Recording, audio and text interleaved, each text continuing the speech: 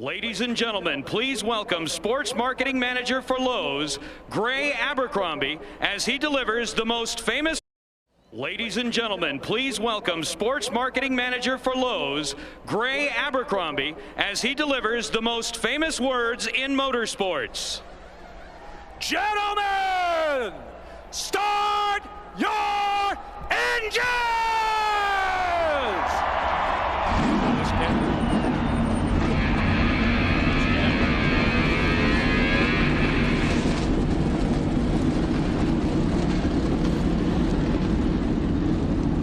Matt Kenseth on the pole. Darrell Waltrip on his way up to the play-by-play booth to join Larry and Mike. Guys? Thanks, Chris, and hi, everybody. The NASCAR Sprint Cup Series has more mile-and-a-half super speedways than any other configuration. They're all similar, but they each have their own character. And the character lines that have developed on this racetrack are a series of little whoops down in turns 1 and 2. These little bumps can be treacherous, as David Reagan found out during his qualifying run yesterday. Over the bumps, high up and into the dust, and around he went. He did not damage the car, but neither did he post a qualifying speed for today's race. So you've got to watch those bumps down in turn 1 and 2. They could be the defining character of this race today, Larry. Yeah, and the guys talked about it in the pre-race. There's a sense of urgency to win right now with these drivers. And you know what? It's tough to win. Just ask Jeff Gordon. Speaking of Jeff Gordon, last week ended that 66-race winless streak. I look at guys that's been fast all week long here. Matt Kenseth, he hadn't won in over 2 years. Mark Martin hadn't won in over a year. But how about a couple of guys in the top 10 still looking for that first win, like Marcus Ambrose or A.J. Allmendinger? I think like in the first 2 races of 2011, we may get a surprise today. Well, this is the place where streaks are begun and broken. Now, don't worry, Darrell hasn't gone Elvis on us. He'll join us for the call when we come back.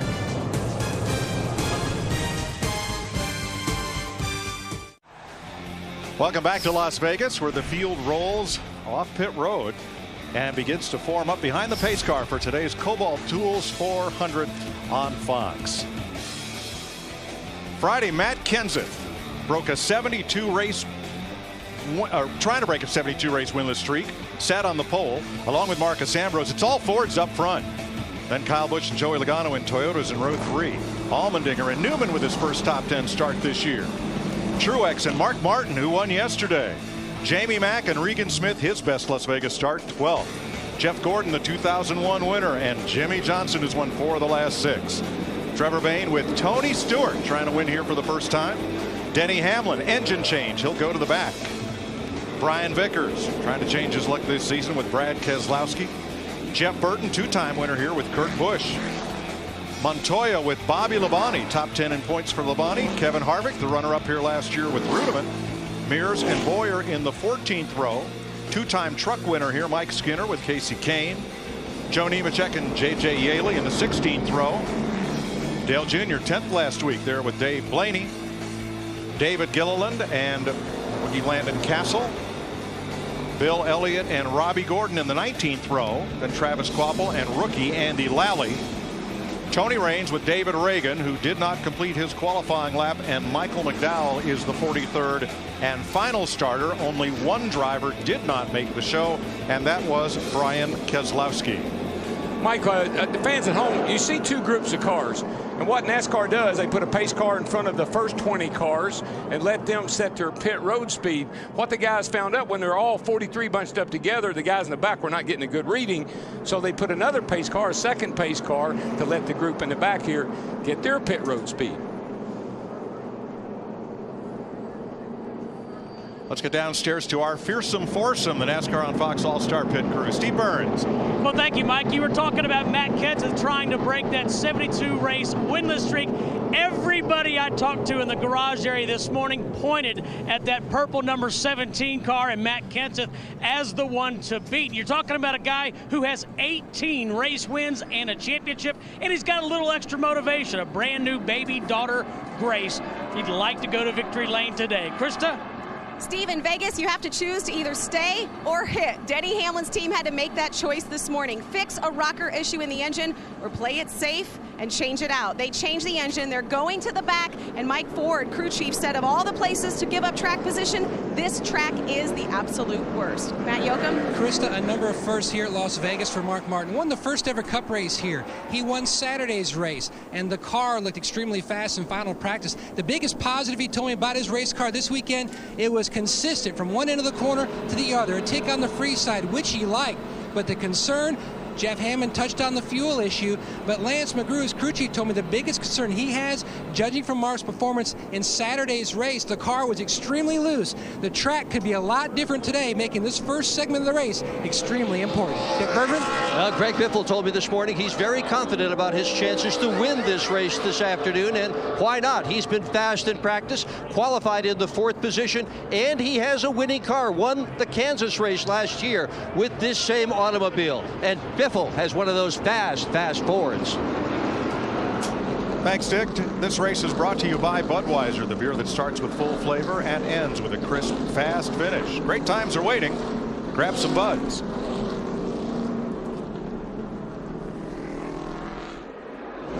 It is the pole sitter's choice of which lane from which to start the race. Matt Kenseth has chosen the outside lane to bring them down for the green.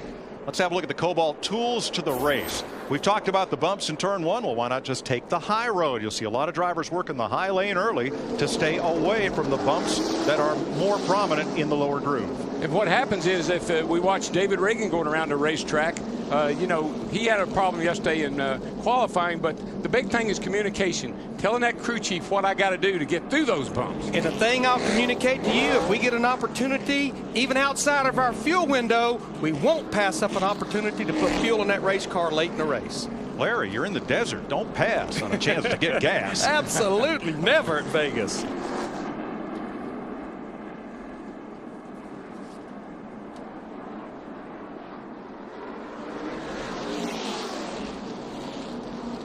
Ready to race in the Nevada desert right across the street from Nellis Air Force Base. Today, 400 miles is the distance. That'll take 267 laps to complete, 45 on pit row. And Larry, the fuel window is a little variable depending on who you talk to. Well, it is. You know, they're still searching with this new Sunoco fuel. They're still searching with the tuning and the fuel mileage. I think that will be a player before this day's over. Denny Hamlin at the back due to an engine change. His teammate Kyle Busch did that 2 years ago here. From the pole, went to the back for an engine change, won the race. Boogity, boogity, boogity. Let's go racing Vegas style, boys.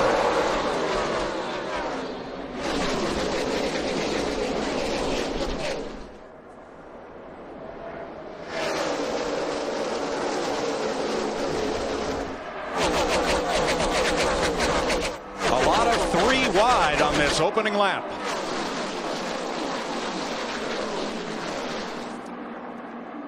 And Matt Kenseth, the fastest man all weekend here, will lead them to the line for lap 1. He's been first in pretty much everything that's taken place here for 3 days. He was first in practice Friday, sat on the pole, leads the first lap of the race. Could be a good omen for the 17 car. Maybe they didn't tell his teammate Greg Biffle, because there's that 16, another Roush Fenway car, right with Kenseth. And I would expect them to kind of hold station together through the early part of this race. Wonder if Matt will let Greg lead a lap and pick up a bonus point early here. I don't think so. I think I said in the pre-race show, I want to win. That's what gets your name in lights. What you love about this mile-and-a-half racetrack, the different grooves. You can see Kenseth in the 17 on the high side. Biffle in the 16 on the low side gets the run down to that back straightaway. And, of course, the other thing we've heard here all week is the dominance of the blue oval. These Fords came here loaded for bear. I mean, tight quarters as Jeff Gordon muscles his way through. Saw that last Sunday. Yeah. He kind of likes that kind of driving style. Now, there is a line painted at the inside of the track. It's not the double yellow line we had at Daytona. There is no official out of bounds where you can get penalized if you dip below the line. It's all, if it's paved, it's yours. You'll see that a lot, especially through the front straightaway here in the tri-oval. Go way down on the apron. Dick Berggren. Well, as good as Greg Biffle looks right now, Mike, he has got still more in that car, and he said the chassis isn't just right yet. It's a little bit tight. So what? You're leading, and you're pulling away. Doesn't get any better than that. You know, a little tight at the speed you're running here is not a bad thing, DW. Over 200 miles an hour getting off in the corner. It's not as sunny, and I thought it was going to be real bright and sunny, about 75 today. A little overcast, little sun coming and going. That's going to make the grip level pretty high. That makes for great racing and high speeds. And already it's a two-groove racetrack. You see Jimmy Johnson up on the outside. Now Paul Menard's been moving up in that 27. He's going to make the move on Johnson.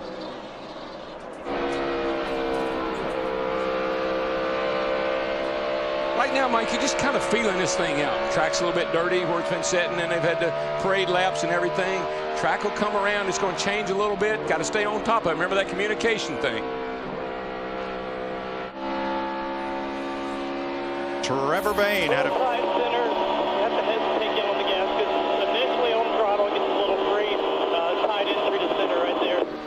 giving his crew chief Donnie Wingo feedback. He's picked up 5 spots since the start of the race. Speaking of Trevor, Leonard Wood came over to me down there in the pre-race show, still living off the adrenaline of that Daytona 500. Didn't even mention Phoenix. But what I love, in only his 4th Sprint Cup Series start, the feedback that Trevor Bayne has given about that race car. It's really good, Larry. He's got a good head on his shoulders, and he knows what he likes, and he knows what he wants in that race car. 2 cars that started in the back. Denny Hamlin's gained 7 spots, 11 plus 11 for David Reagan. As we watch David Rudeman in the 00 and Jamie Mack in the 1. Now, I've been watching this one car of Jamie McMurray we're riding with. He's actually sliding backwards since the start of the race. He started back in the 11th position. He's already back to the 20th, Steve. Car's not driving too good for him right now. Larry, I talked to Kevin Mannion this morning, the crew chief on that car. He said it's kind of a double-edged sword. They had made the car trouble. Turn 4, Steve. One car sliding around. It's Robbie Gordon. Caution's out, turn 4. Caution's out, turn 4. Coming.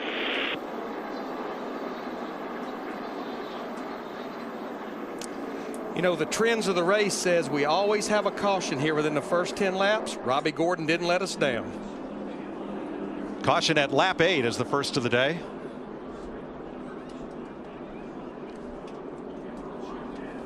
Car took a long slide through turn number 4 and ended up down on the apron. Don't see any evidence of contact with the wall. I've been amazed at how these cars, I mean, we've seen single car spins several times this week. You see Robbie way back there in the middle of turn 3 and 4, coming out of 4. Stays in the throttle. That's where all the smoke's coming from. Keeps it from backing up into the fence. Saves it and drives on. That was right in front of Denny Hamlin. And right over Digger. It's a dirty job, Digger. 4 tires for Robbie Gordon. Now we're 8 laps in. Will they stop? Dick. Well, they're discussing that in Greg Biffle's pit right now. They're looking at how many laps they've got, whether they should. They're 25% into a fuel run. Steve. Dick, listening to the 17 team, they're talking about it right now. If they do stop, it'll be fuel only. Matt? Deep down in the 99 pit, their teammate Carl Edwards. At this juncture, it appears they're going to go fuel only on the 99. Krista? Marcus Ambrose is struggling with the exact same issue he had in practice. He's tight in the right front. He told his crew chief, Todd Parrott, I need more grip in the rear. Todd says, I'm going to give you that with a wedge adjustment. They'll come if the leaders come. 4 Fords at the front, then the 2 Toyotas of Busch and Logano, the Chevy of Newman, and everybody else. Jeff Gordon stays out. Most of the rest of the leaders will pit. And like our guys and girls reported, I think especially if you're at the front of the pack, it will be fuel only, and that'll make it a little dicey on pit road.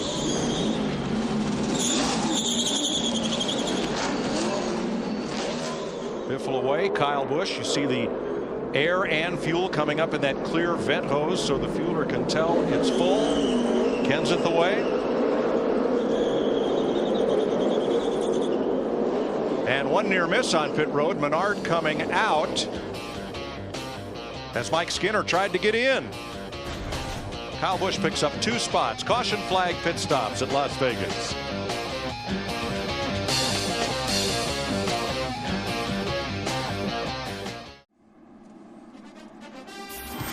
Today's aerial coverage brought to you by Kobalt Tools. Drag strip in the background. Las Vegas Bull Ring, the dirt track, and this beautiful 1.5 mile oval with Jeff Gordon on the inside for the restart. We're back under green. Jeff was ready. Yes, he was. He took off. As you said, Darrell, what a renewed Jeff Gordon. Way up high, Ambrose and Kenseth. I believe Kenseth, if that's Kenseth up on the outside, I believe he may have a flat tire, Larry. He either has a flat tire or he's got something on his tires, but Tony Stewart in the 14 has taken the lead from Jeff Gordon in the 24. Got a flat rear tire. I don't know which one. Here we come. That's Matt Kenseth on the radio. 4 tires, guys, 4 tires. Watch your speed here. Watch your speed. And the pole Mike, sitter. get your binoculars. Is it the right rear? Let them know if it's the right rear, and we'll just do right. Get your binoculars. It's the right rear, I believe. Just looking at him come down pit road. Taxi, anyone? Just Las Vegas fastest taxi driver this week, Tony Stewart, puts his car in the wind. Now, watch Matt Kenseth from the bottom. Boy. Ooh. Good job of hanging on to that bad boy, and nice job by Marcos to miss him. Yeah, the 9 car just barely got by. Yikes. Oh, my goodness. Way too close. And right in front of that came the lead change as Tony Stewart stormed around the outside of Montoya, and a smoker, a spin, turn 2, and it's Andy Lally, the sports car champion, who's come over to Keep rolling, buddy. You're fine. try NASCAR this year. As a rookie, he has brought out the 2nd caution of the day. You know, one thing I heard some of the guys talk about was these tires. They need a few laps to get heat in them so you can get going on them with a little bit of comfort, and I don't think they've got that in some of these cars. Watch the 34 of David Gilliland, Darrell. He's the white car down to the inside. Close, close, close, close. Ever so close. Maybe too close. I tell you, 2 things happened to that 71 car. The 38's right there on his back bumper, and that gets you a little bit loose. But when that car went by on the outside, it just finished him off. Have to get another look at it, see if it really was any contact or not. It was mighty close. But that air will do it to you. Jamie McMurray out there on the outside going around, it just sucks you right around.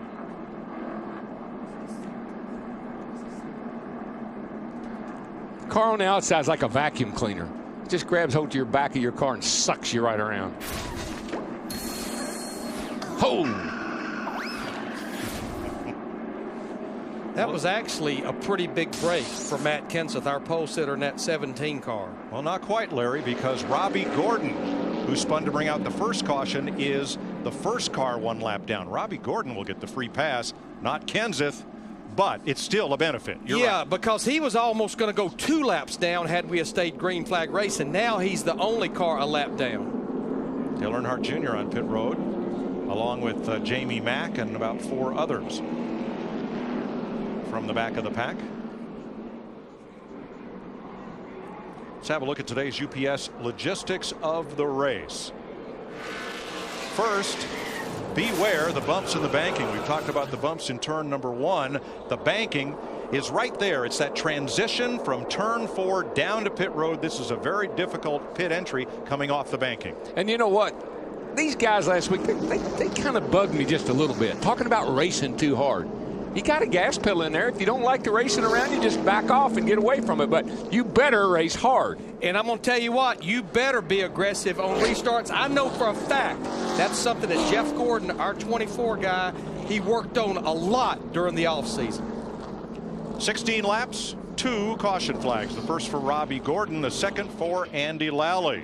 You're watching NASCAR on Fox.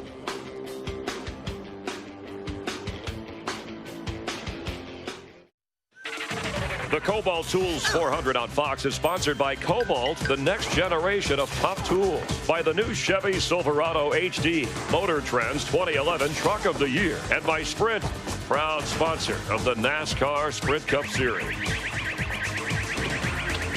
17 laps into the race. We'll complete lap 18 with the waving of the green flag.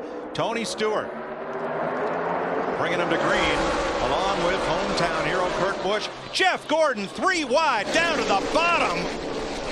Wow, not going to make it. No, well, I hope they don't complain about him racing too hard on that restart. That was just uncalled for. Go get him, Jeff. Excuse me while I wipe the sarcasm off here. Yeah, no kidding. Power move. Daryl, you said you had to get aggressive. Yeah. And you did speak to him yesterday. I did. And he is, I'll tell you, I've never seen him so fired up. He is a happy boy right now. All right.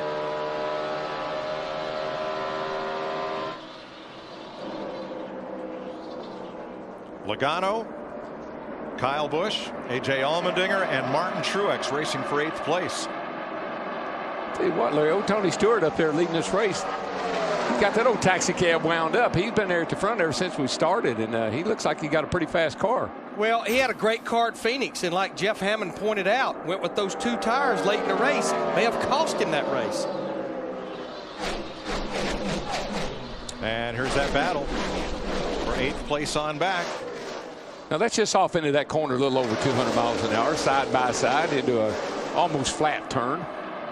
Try that at home. No, don't try that. No, please don't. Don't try that at home. Don't try that in the cul-de-sac, Dad. Or on the way home. Carl Edwards with Trevor Bayne, the 99 and 21. Ryan Newman behind them. Biffle coming back toward the front. Let's get our little steering wheel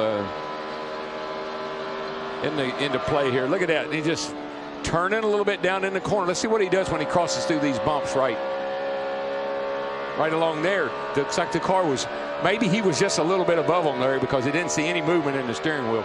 Dead center down the back. Going to cut in here pretty hard. Pretty sharp turn getting in. 22 degrees right there. That's quite a bit of wheel. And you hold that a long way up off that corner.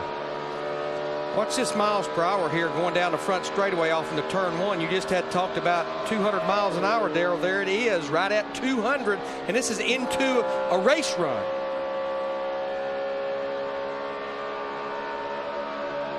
It's holding a pretty smooth. Actually, that car looks like it's driving excellent. It's not having to fight the wheel. You see it go to the right hardly any at all. That's what you want. Tony Stewart, the leader.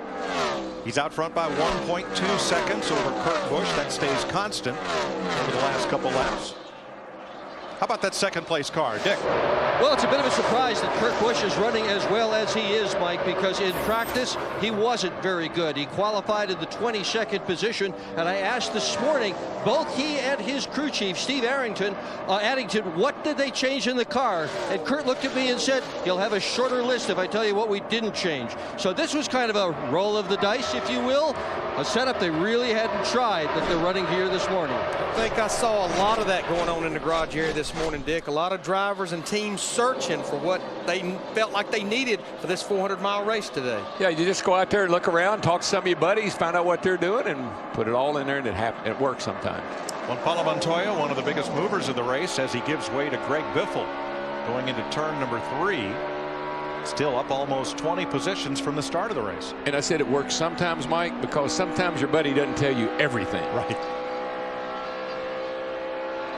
David Reagan spun during qualifying, did not post a lap, started at the back 42nd. He's gained 20 spots. Good rebound. Marcus Ambrose in the 9 could well be the story of this race. The Tasmanian Devil, who's got a new ride this year with Richard Petty Motorsports. He's been fast all weekend. And one of his biggest desires is to be successful on an oval. We know he can race on a road course. He's proven that. But he wants to win an oval race. A lot like Juan Pablo. You know, that's the big thing for those road racing guys. They want to show that they're good enough to win on ovals, too. Let's go to Ambrose pit. Krista? Well, something else that Marcus Ambrose feels is his advantage. When talking to him, I said, describe yourself as a driver. He said, I am pretty stubborn, stupid, and strong. Matt? And talking about the 24, Jeff Gordon, his car has gone extreme to the tight side. Now he has his spotter, Jeff Dickerson, comments about what Tony Stewart was saying about his car, because this morning when he had talked to Stewart said his concern was he had a short run car, meaning his car was really good at the beginning of the run. But now, since Gordon's car has gone on the tight side, he's wanting to know what the lines are. And DW, you've talked about it so many times. If your car's not good in the bottom, you can migrate around to find a better lane. And that's what Gordon's trying to do for the 24. And that's, again, some of that communication. Listen to your spotter. Listen to your crew chief. Where are the fast guys running? What line are they running? And then you got to go hunting. And Rudeman prevails, bringing Kyle Busch with him past Jeff Gordon. I want to go back to what Krista said and Marcus Ambrose quote. I would replace stupid with single-minded. And to me, one of the traits of really great race drivers is they can put everything else and every other input, information, suggestion completely out of their mind and concentrate on the task at hand. Yeah, well, you got to be like a computer. And, you know, every now and then you got to hit reset and start all over. And that's what the guys like Marcos has to do on over. Sometimes you got to hit reset and listen to what people are telling you. And there's nobody better at that than the man who's won 5 championships in a row, Jimmy Johnson. Yeah, he has slid back a little bit, though, since the start of the race. Jimmy started in 14th all the way back to 25th now, Mike. We might be in the early stages of a long green flag run as Tony Stewart leads Kurt Busch by 3 seconds in Vegas. 35 laps complete in Las Vegas. Tony Stewart still leading. Let's take an inside look at what's happening now in the NASCAR Sprint Cup Series. Brought to you by Sprint and HTC Evo 4G. Stewart has the fastest lap of the race so far, 29.60. And David Reagan, up 21 spots, is the biggest mover. Fuel your inner NASCAR fan with live in-car audio and real-time stats on NASCAR Sprint Cup Mobile and the new HTC Evo 4G. Only from Sprint at sprint.com/speed. Stewart's lead on Kurt Busch, 3 seconds. Greg Biffle closing on Busch. Now just remember, as we just crossed lap 37, our fuel window is about 48 to 52 laps. 5 of our top 8, they have not been to pit road yet, including Tony Stewart in the 14, Kurt Busch in the 22, Montoya in the 42, Rudeman in the 00, and Jeff Gordon in the 24. 10 to 12 laps, they will have to make a green flag stop. And what was your point at the beginning of the race? Never pass up an opportunity to dump fuel in her. Jeff Gordon chasing Carl Edwards for 8th place. 2 of the drivers that expect to figure in the final rundown here today.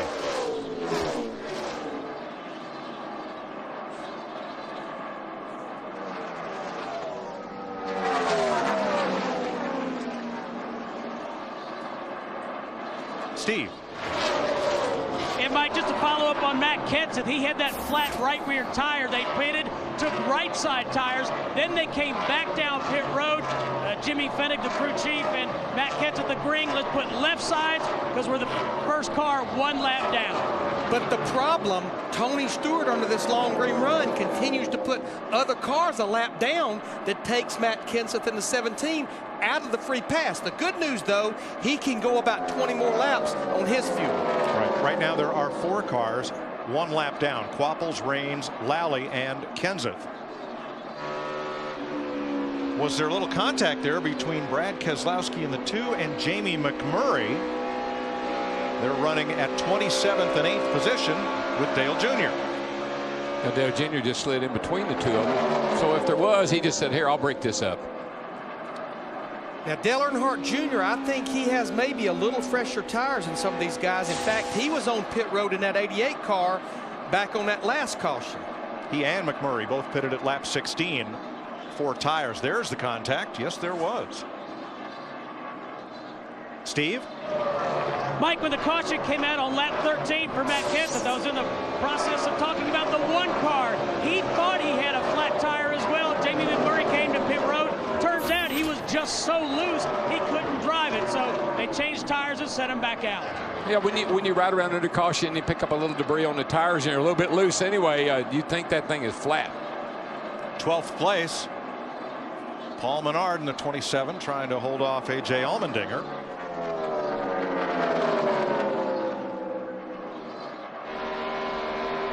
And Trevor Bayne, who was honored by the city of Knoxville, Tennessee, his hometown, on Monday. Next Sunday at 1 p.m. on Fox, Daytona 500, the American Dream. You'll see a replay of the race like you've never seen it, with added commentary from Carl Edwards, Jeff Gordon, Trevor, and more in a 1-hour show at 1 p.m. next Sunday. Just needs to have a really solid day. You know, we said that going into Phoenix and things didn't work out. Here he just needs to get a good solid, like he said, maybe 15, 20th place would be a good finish for him today. Tony Stewart trying to drive away from the field here in Las Vegas.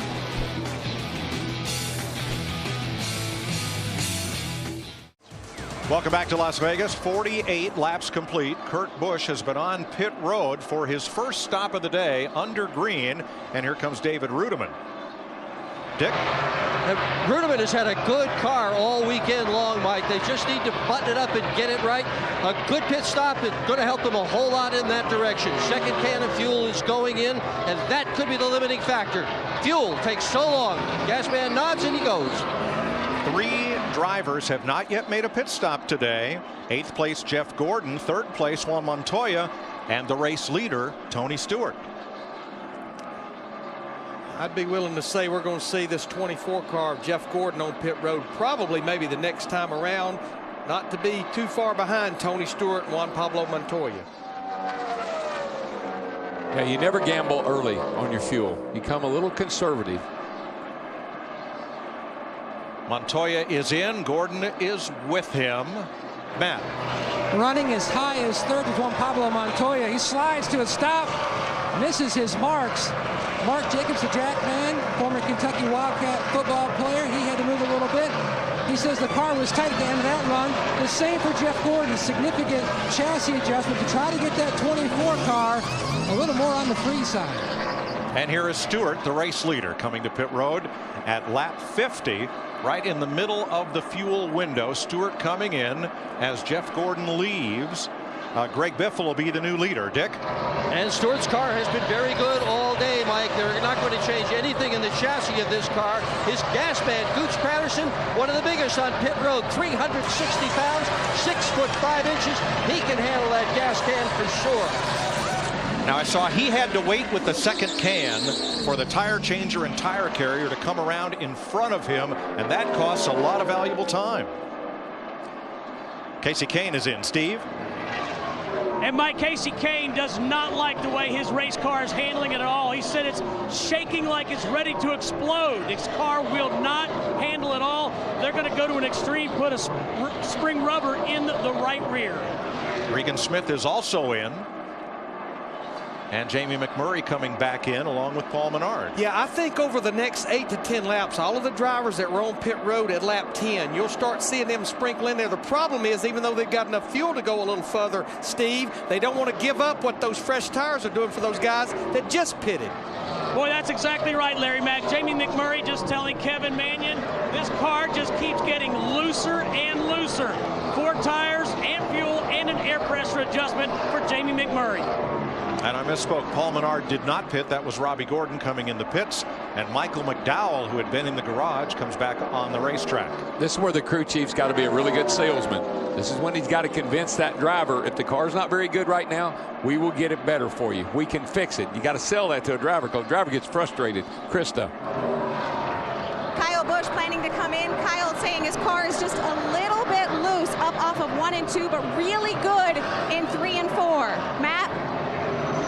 Krista, one of the fastest Fords all weekend. Carl Edwards, they've already completed a chassis adjustment for his car. It was just snuck past center, neutral off. Near the end of that run, it gone to the free side. It was a handle, Krista. Marcus Ambrose saying his car's tight in the center, a little loose in and off, but it's working so much better on this run in 3 and 4. That's why he's staying on the bottom line. He's talking to his crew chief, Todd Parrott, about what adjustments he needs in this 9. Dick? Greg Irwin is going to tell Greg Biffle when it's time to go. Manchester, Billy Manchester is the gas man, and he has got to get it all in. He is handling both cans. Matt. And the 48 Jimmy Johnson, another car, slides to a stop. Look for some significant adjustments for Johnson, fighting several issues. The car free all the way through the center, and then tight late in the run in the center of the corner. His teammate Mark Martin, the 5, he's already pitted. Air pressure change for Mark. Martin Truex surrenders the lead to Paul Menard, and Truex comes to pit road along with Trevor Bayne, David Reagan, Ryan Newman, and Clint Boyer. Dale Earnhardt Jr. also in, David Gilliland. Now, Larry, not all these cars needed gas right away, but we'll find out why after Steve. Mike, Martin Truex Jr. likes his car. He said it's perfect coming off the corner. He just needs a little bit of help turning in the middle. Small air pressure adjustment. Krista? Trevor Bayne spent yesterday talking to some of the Roush drivers to find out what line he should run. He just made a 4-tire change. They had taken fuel only earlier on the last run. Trevor, pretty happy with his car right now.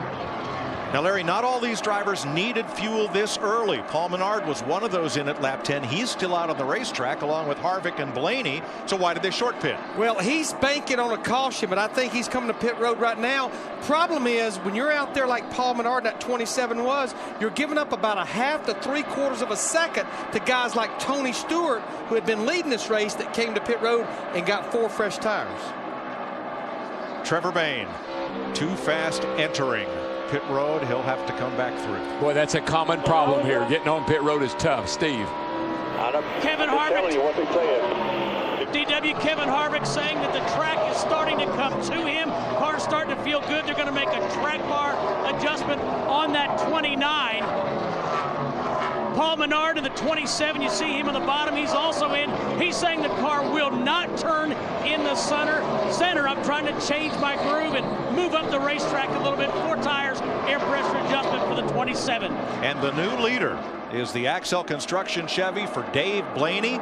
Driving for Tommy Baldwin, the former World of Outlaws champion from Ohio, finds himself out in front. Yeah, led some laps in the Daytona 500 a couple of weeks ago. You know, we always kind of worked in the theory that if the car's not good in until the first pit stop, try to hang with it and don't lose too much time, and then we can make the car better for you. That first pit stop, getting in, making that initial adjustment, is a game changer.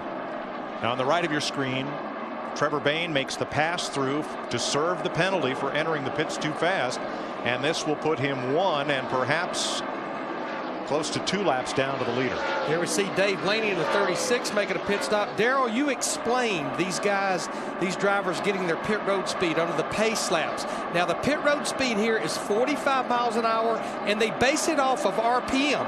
But I think the thing we have to stress, NASCAR gives them 5 miles an hour. So that means Trevor Bayne was actually faster than 50.000 to be caught speeding on pit road. And then again, Larry, just repeat what I said, but getting off of the racetrack and not getting run over by somebody behind you is hard to do, and that's where the speeding usually happens, getting on pit road.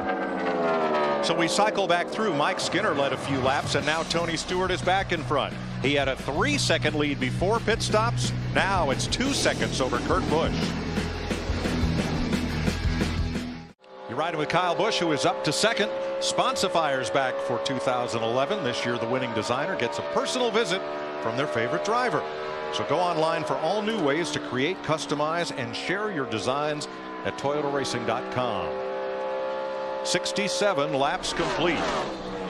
Green flag pit stops. Here is the sequence. Yeah, what this is the 2 laps, including the trip to pit road for the pit stop. And there's a number of things that can factor in to the difference, like you see between Kyle Busch in the 18 and Martin Truex Jr. in the 56. It could be getting on the pit road. It can be the pit stop itself. It can be getting back up to speed, but that's the full 2 laps, including the stop. All right, let's hear Carl Edwards' recap of their stop and go. 18 killed us, quarter lap. No, we didn't have a very good lap here, bud. Take care of your stuff. We didn't have a very good pit stop. It'll be okay. Okay, yeah, tempo, we're not complaining. Just letting you know in case there's something else going on there. F4, buddy. That's a good salesman, and that's a good customer. He just bought what he was selling. Well, I think, Darrell, if somebody yards you by a quarter of a lap, you're going to want to know why. Oh, exactly. I mean, when you're very competitive like we know Carl is, and Carl is he's still a little upset about last week. He knows he had a car last week that could have won. Saw him this morning. He said, this car can win today. It's almost as good as last week. Good enough to win. I've got a little toy up here that can tell a big part of the difference. Kyle Busch's crew. 92 in front there. 64 on second place. Their pit stop was 12.7. Carl Edwards in the 99, as his crew chief Bob Osborne pointed out, a slow stop, 15.7, 3 seconds right there in the stop alone. And that on the racetrack looks like he yarded you.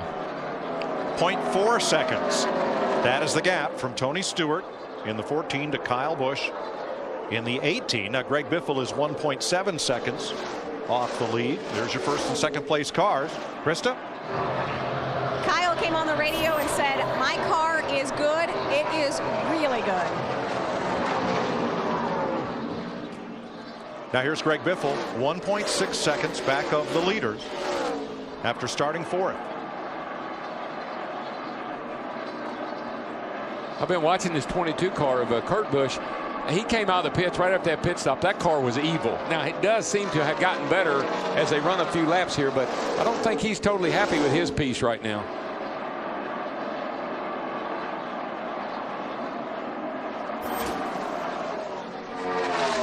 Biffle works past Travis Kvapil. And here comes Kurt Busch. There he is. Well, they did a great job of getting track position. After starting 22nd, they moved up to the top 5 and stayed there. Yeah, I think when he came out of the pits, it could have been a product of really low air pressure, which is what these guys do once the race gets started. Car was sideways a couple of times, but it looks like it's gotten under him a little better now.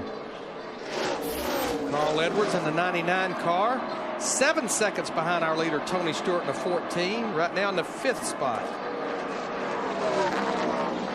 Meanwhile, Jimmy Johnson has fallen to 24th, and Matt, he is within about 3 more seconds of being lapped. Why? He is just trying to hold on right now, Mike. He said simply, since the pit stop, the car just will not go anywhere like he would prefer. It's both tight and loose, just trying to get that balance. Chad Knaus trying to be a good coach, trying to keep him pumped up. Just told him, you'll figure it out, just keep digging.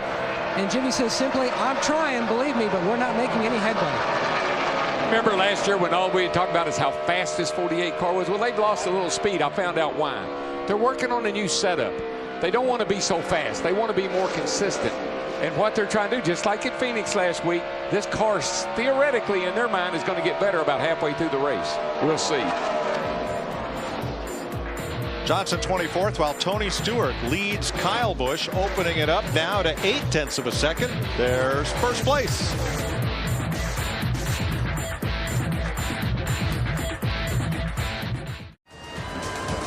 NASCAR on Fox Live at Las Vegas, and nearing the 1/3 mark of this race, and Tony Stewart, who has led the most laps, has the lead over hometown Kyle Busch. Greg Biffle running third. Some of the storylines watching: Matt Kenseth, who was the pole sitter, suffering an early flat tire, went all the way to 43rd, is trying to work his way back up, trying to end a 72 race winless streak. Denny Hamlin, engine problems, had to start at the back of the pack. He's never led a lap in a Las Vegas race in his career, and has no top 10s this year, but is up around 21st right now. And Dale Earnhardt Jr., who started 33rd, got up as high as 5th, currently running at 22nd, also trying to put an end to a winless streak of 95 races. And Mike, the over-under you can bet in Vegas on cautions in this race is 9.5. We've only had 2 so far. I'll take the under, Chris. Thanks. Tony Stewart leads Kyle Busch by 1.2 seconds. In the garage, Landon Castle, Joe Nemechek, and most recently Regan Smith.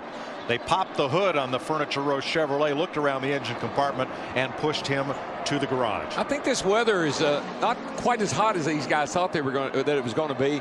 These engines are working hard, man. They're well over 9,000 RPM, 200 mile an hour off in the corner. Wouldn't be surprised if we don't see a couple more of those hoods go up.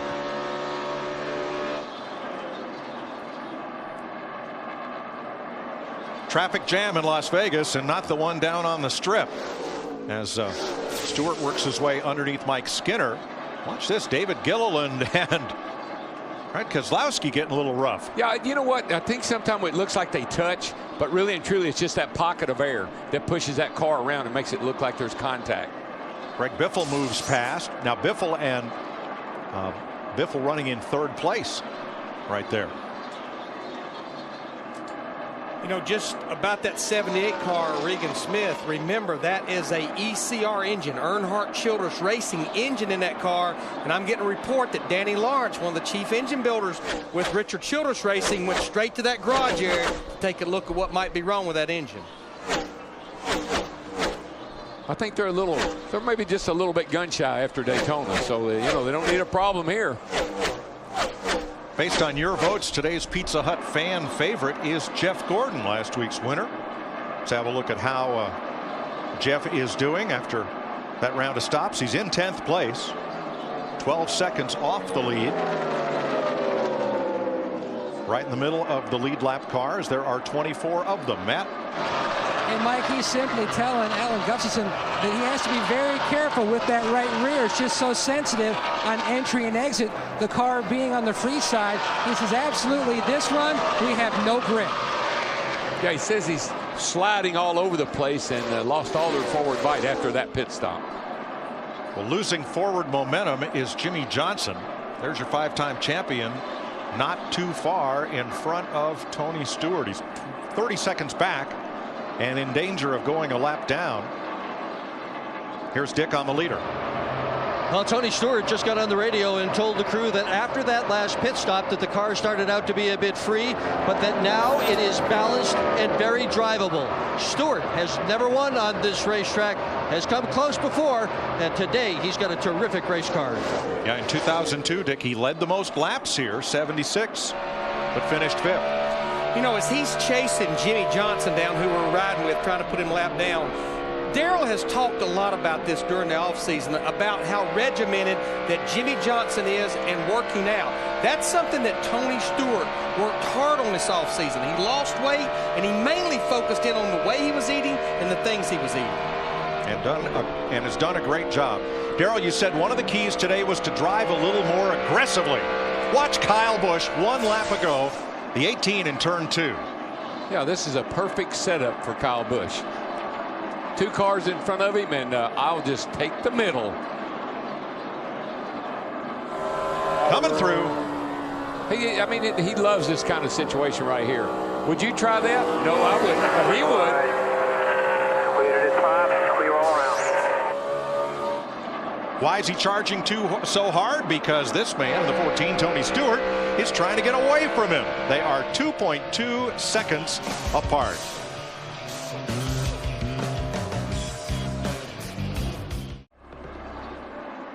Kyle Busch is in trouble. He's got into the wall. He's cut down a right front tire, and now for debris, the caution has come out. Watch for the 18 coming into frame here. Yeah, he had a right front tire go down, and slight contact. I don't see a lot of damage to the right side of that car.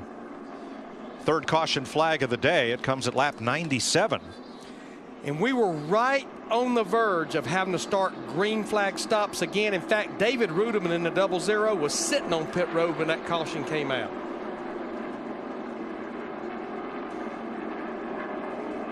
I think Jimmy Johnson missed a free pass by 1. I think that David Reagan got it, and he's just ahead of Jimmy.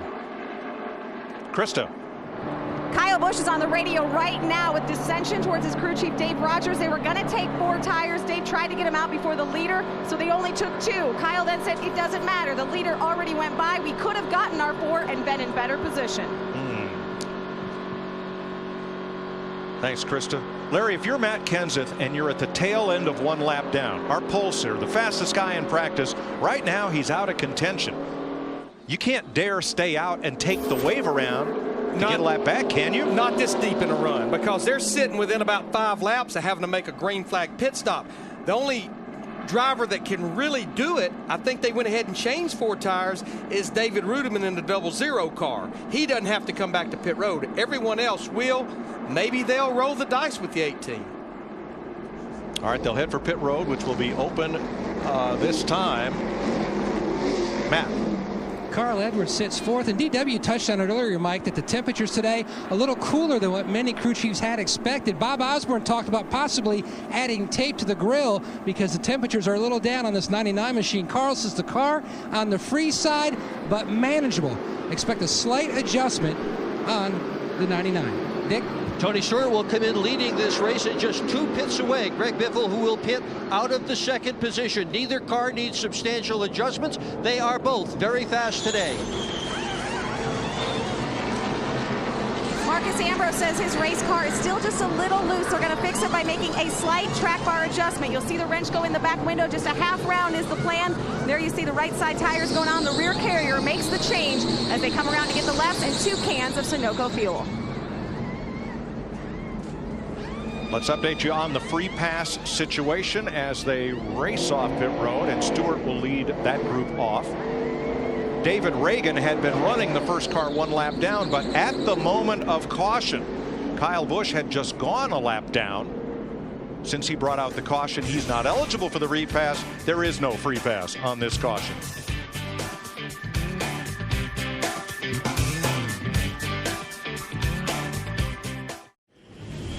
Two-time champion Tony Stewart has never won in Las Vegas, but is leading today and has led the most laps. Time for a quick AT&T race break from the Hollywood Hotel with former crew chief Jeff Hammond, Chris Myers. The early pace of pit stops, what we've seen and how you think that will play out through the afternoon. Well, we've already had one incident of guys speeding down pit road. I think the other thing is all the changes we're seeing with these guys, making adjustments, kind of a new routine. Some of them are a lot slower than others. Tony Stewart had a really solid pit stop. Greg Biffle, he lost a lot of valuable time along with Carl Edwards on pit road. I really believe before it's all said and done, mistakes on pit road and the right decision, right call at the right time will win this race. Time to check out the AT&T Fastest Pit Crew Award and the season standings. As Jeff just kind of alluded to, AT&T wants to know what you think. Text the car number for the crew you think will average the least amount of time on pit road today to 2345667. AT&T, the nation's fastest mobile broadband network. Getting ready for the restart. Further clarification on the free pass. The caution was not for Kyle Busch. The caution was for debris on the racetrack, and as such that is not charged to a driver. So Kyle Busch was the first car one lap down at the moment of caution. He did receive the free pass. J.J. Yaley, David Rudiman took the wave around. Rudiman not stopping under this caution, and we're back under green at lap 102. But Rudiman is in good shape because he had just left the pit, so he basically is almost on equal ground with everybody else. Oh, trouble. Around goes Kurt. Come on, toss it out behind you. Toss it out behind you. And around goes Casey Kane. That 22 car, I saw it the last time after a pit stop. They're really evil to drive, and it looked like it's caught up with him this time. On pit road, where are we at? Let's watch this unfold from our Kobalt Tools aerial coverage. Watch the bright banana yellow car of Kurt Busch, the 22. Worst case scenario, if you're loose, car's to your right there, gets off in the corner, tries to make a run up under Montoya. Got in there really hard. The car gets a little loose, starts to wiggle, and around goes Busch. Now watch from the right side of your screen. I think Casey Kane got a tap. He's already around. Look at Trevor Bayne. What a great job he did of missing it. Everybody really back in that pack did a great job of missing the car of Casey Kane. But watch this thing. It just starts to wiggle. Little wiggle, Larry. And then up the racetrack it goes. You know who did that to Montoya last year here? His teammate, McMurray, in the one. He wasn't that lucky last year. Got away with the day. Hard to hold on to at 194 miles an hour. Whoa. Amazing nobody has damage. I think it was David Reagan, the 6, yes, got into the back of Watch Bayne right here. Whoa. How did he not hit him? The reflexes of a 20-year-old. That's how. Easy. Stay right where you are. Come on. That-a-way, buddy. That-a-way. Dick Berggren. Well, the biggest problem Kurt Busch has had all weekend long, Mike, has been getting through the bumps. This racetrack has simply gotten bumpier over time. The bumps are in the corner. That's where he lost it. Steve. Dick, listening to Casey Kane, he's hot right now. He's been battling a very loose race car, and just as he said it started to get good, he got hit from behind by David Reagan in the 6. He thinks he has some right front splitter damage, but they changed 4 tires. He's back on the track. You heard what the spotter was saying to David Reagan. Stay low, keep coming. He wanted to get past the incident. Casey Kane, though, was right in front of him.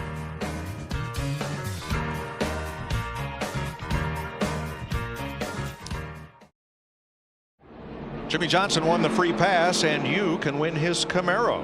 Win a Legend and meet 1-2 to win a new Camaro SS and a chance to meet Jimmy Johnson. Visit winyourchevy.com now. Let's take a look inside what's happening now in the NASCAR Sprint Cup Series, brought to you by Sprint and HTC Evo 4G. Kurt Busch explains how that spin happened. He just pinned us down there? Yeah, it was all my fault. Drove in deep, grabbed a little brake, had rear brake just dialed into it. He was on top of us. It was a perfect storm for a spin. I should have known better. Fuel your inner NASCAR fan with the new HTC Evo 4G only from Sprint at sprint.com/speed. Perfect scenario for a bad result. Back under green at lap 106, Tony Stewart in front of Carl Edwards, Greg Biffle, Montoya, and Jeff Gordon. What I saw on that restart is Carl Edwards in the 99. He tried to anticipate the start by Tony Stewart. Tony didn't go. Then Carl in the 99 had to get back out of the throttle. Trevor Bayne on the inside after a narrow miss on that last caution. Brad Keselowski with him. Bobby Labonte to the outside. How about a NASCAR on Fox? Crank it up at lap 107.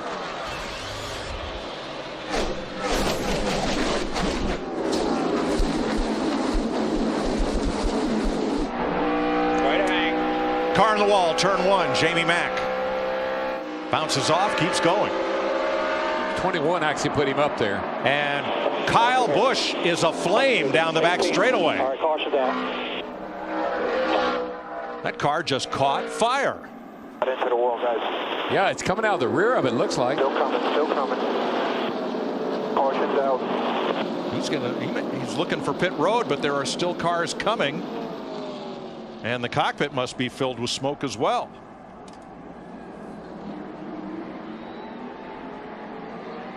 Kyle had just gotten back on the lead lap. Ooh, that's coming out the tailpipes. Yeah. That's bad. Straight to the garage.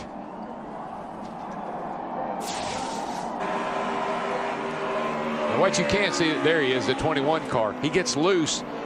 He and McMurray go up. McMurray makes slight contact with the wall, but not anything serious. Clear behind the 48. Right there, Kyle Busch's car blows up. Just explodes. Watch it here, the 18. All right, caution's out. See right there, the one car makes a slight bit of contact. I don't think it hurt anything.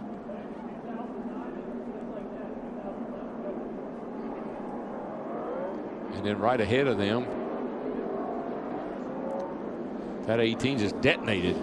And remember, came in here as our points leader. Darrell, you guys asked him and Kurt in the pre-race, could they leave here 1 and 2 in the points? Don't think it'll happen today. Not today.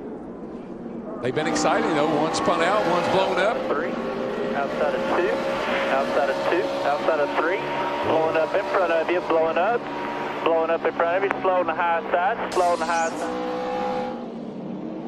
Kyle Busch, who so wanted to win his hometown race for the second time, has climbed out of his Toyota.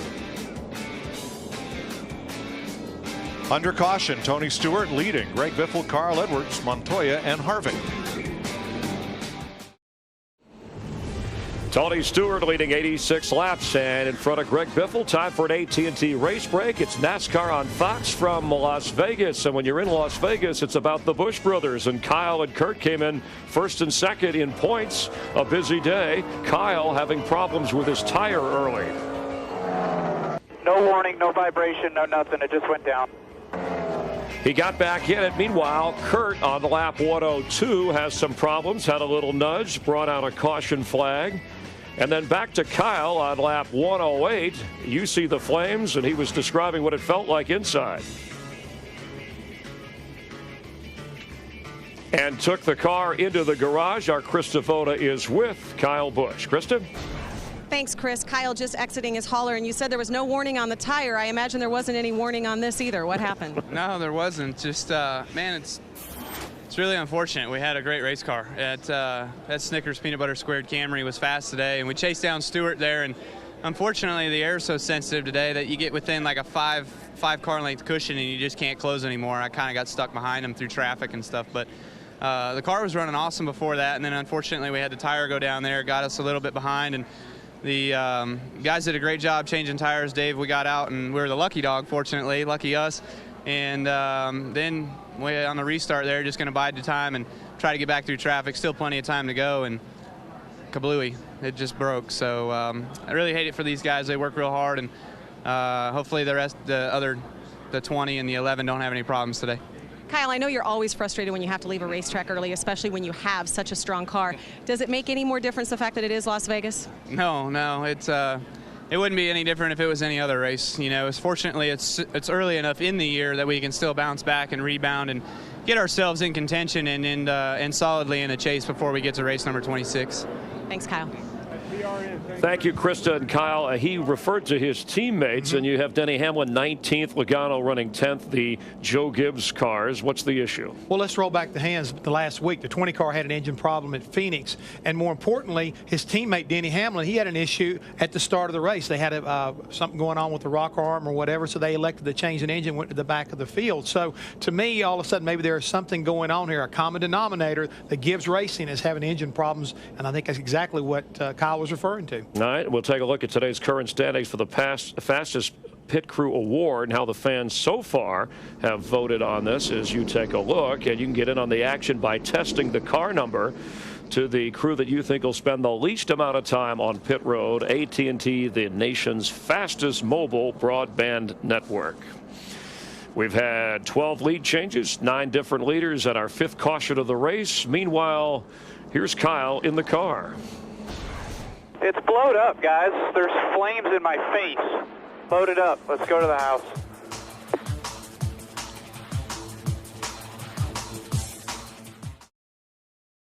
Here's your Ford F-150 EcoBoost track facts.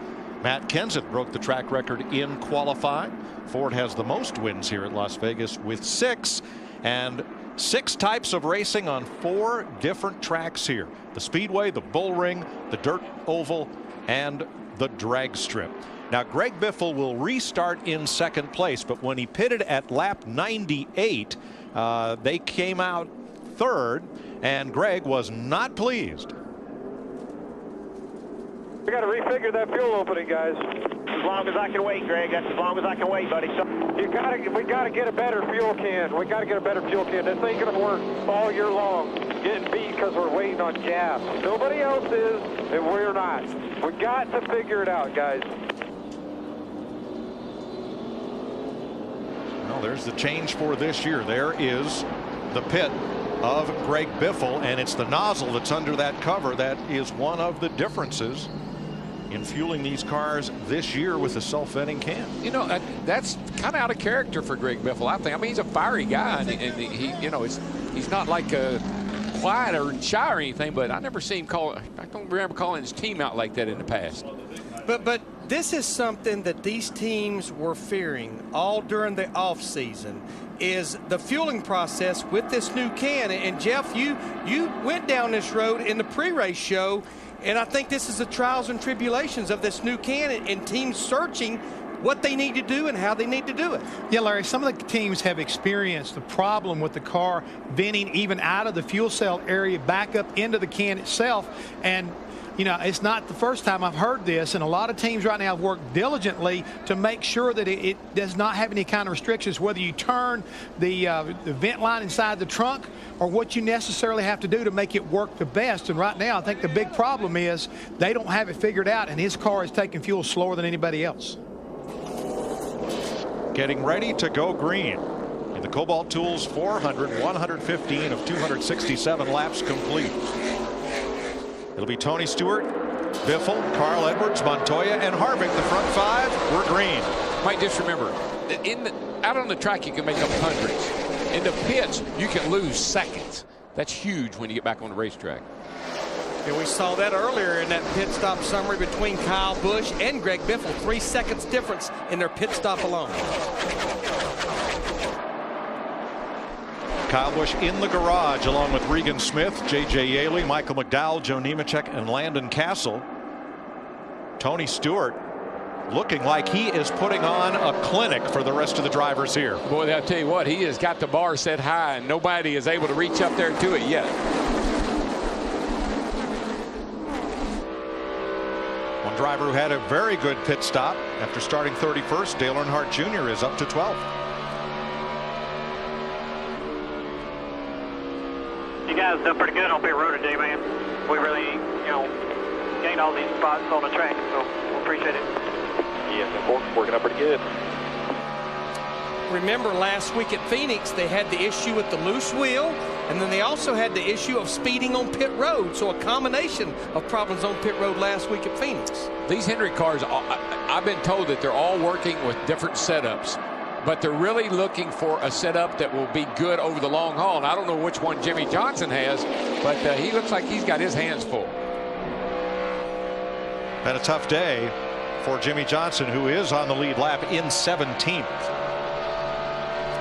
Looking at David Rudiman in that 00 car right in front of him. Remember, it wasn't that many laps ago. David Rudiman got caught on pit road under a green flag stop, but the caution took the wave around. Now he's fighting his way back toward the top 10.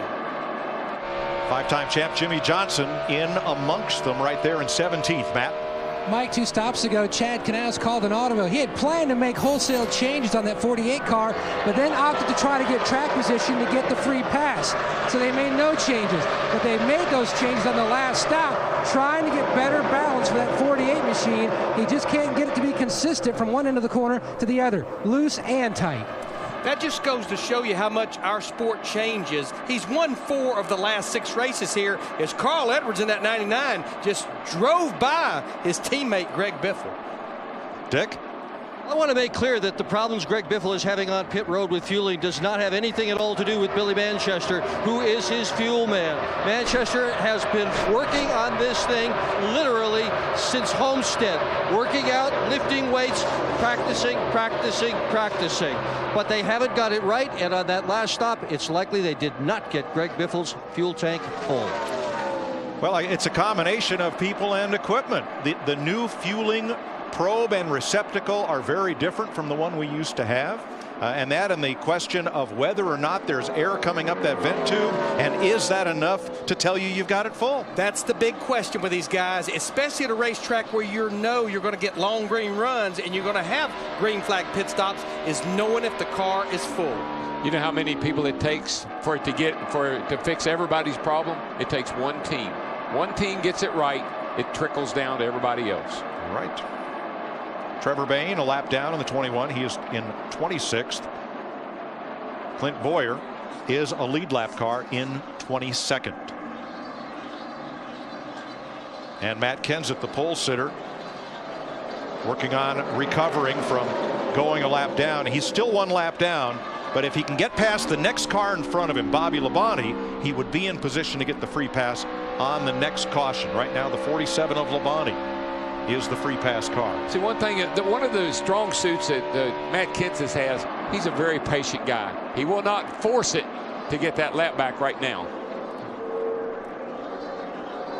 Now, Kevin Harvick restarted 5th and slipped 1 spot to Martin Truex. Steve, he's now 6th. Mike, he has not been a player in this race yet, but important to note, he pitted on lap 98. He told the crew chief Gil Martin, I'm a little loose, but don't touch it. So all they did was put tires on it. They think the track's coming to him. In every year, we have a surprise. And so far, the early surprise has been Kevin Harvick's teammate, that lime green yellow car we're looking at right there.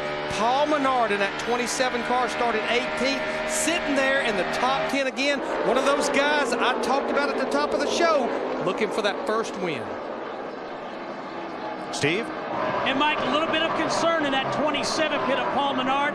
He told crew chief Slugger Labby that he may have an alternator problem, so they're just keeping an eye on it right now, Paul Menard is. Well, he can help that a lot, as we well know. He can turn off some blowers and his cool box to his helmet. There's a lot of things you can do to milk that along. This far into the race, he probably could run the rest of the way on the battery. Menard had slipped back a bit after the start. That car's woken up. He's up in 7th. But Tony Stewart is the man of the hour, 1.3 seconds ahead of Carl Edwards. Don't tell me race car drivers don't have a sense of humor.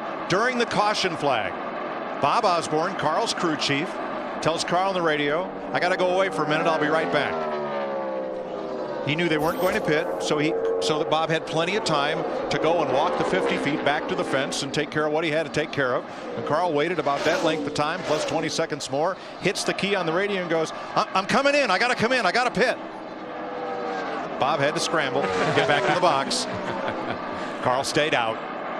I'm a little jealous, though, of Bob Osborne. His walk is a lot shorter than the walk we have to make. Right. Saw an animated Bob Osborne last week at Phoenix when they went out. And you don't see Bob lose self-control very often, but he was hot last week.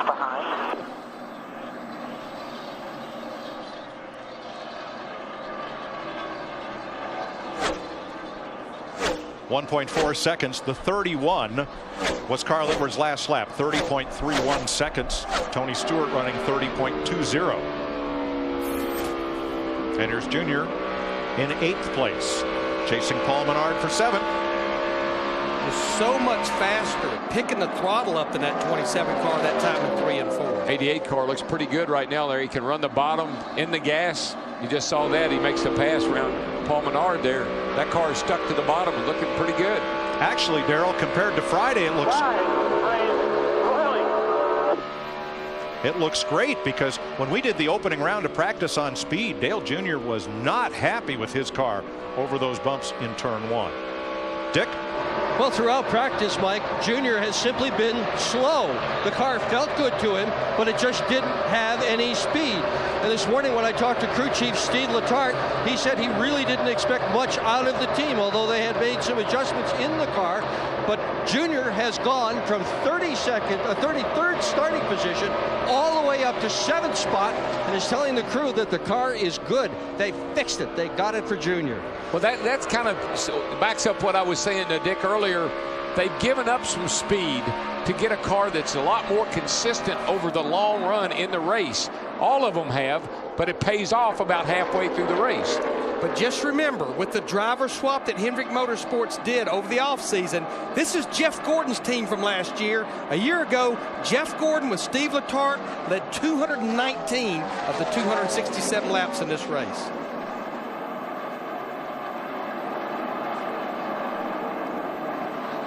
Well, we have a change at the free pass spot, but it was not Matt Kenseth passing Bobby Labonte. It was the young man from Knoxville, Trevor Bayne, in the 21, who is now in position to get his lap back. He's found a really nice groove up high, and he went around Matt Kenseth on the high side, and here he goes around Casey Kane.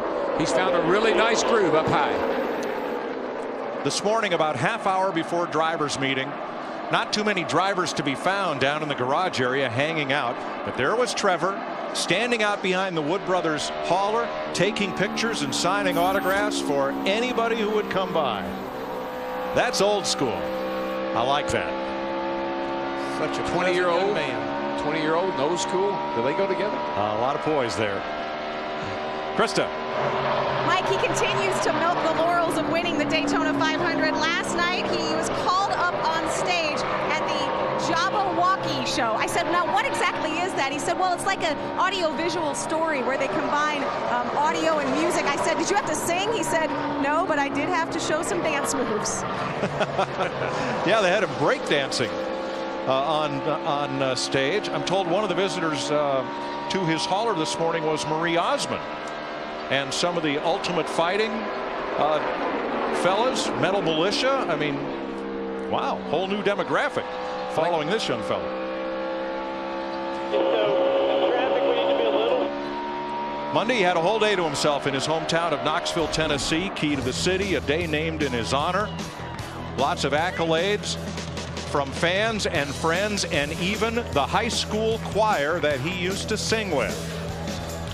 Oh, and he got a street named for him, too. I wonder what the speed limit is. Got a Volunteers jersey with his number. And you see the Wood Brothers down in the garage. They are still beaming from that Daytona 500. I heard that he was having a pair of gloves made that he could race in, so he didn't have to take his ring off. Because that thing is huge, like a Super Bowl ring. He had to give him a bigger pair of gloves. Prior to the speeding penalty, he was in 14th position, trying to work his way back there now. Tony Stewart is 2 seconds ahead of Carl Edwards. We're just past halfway.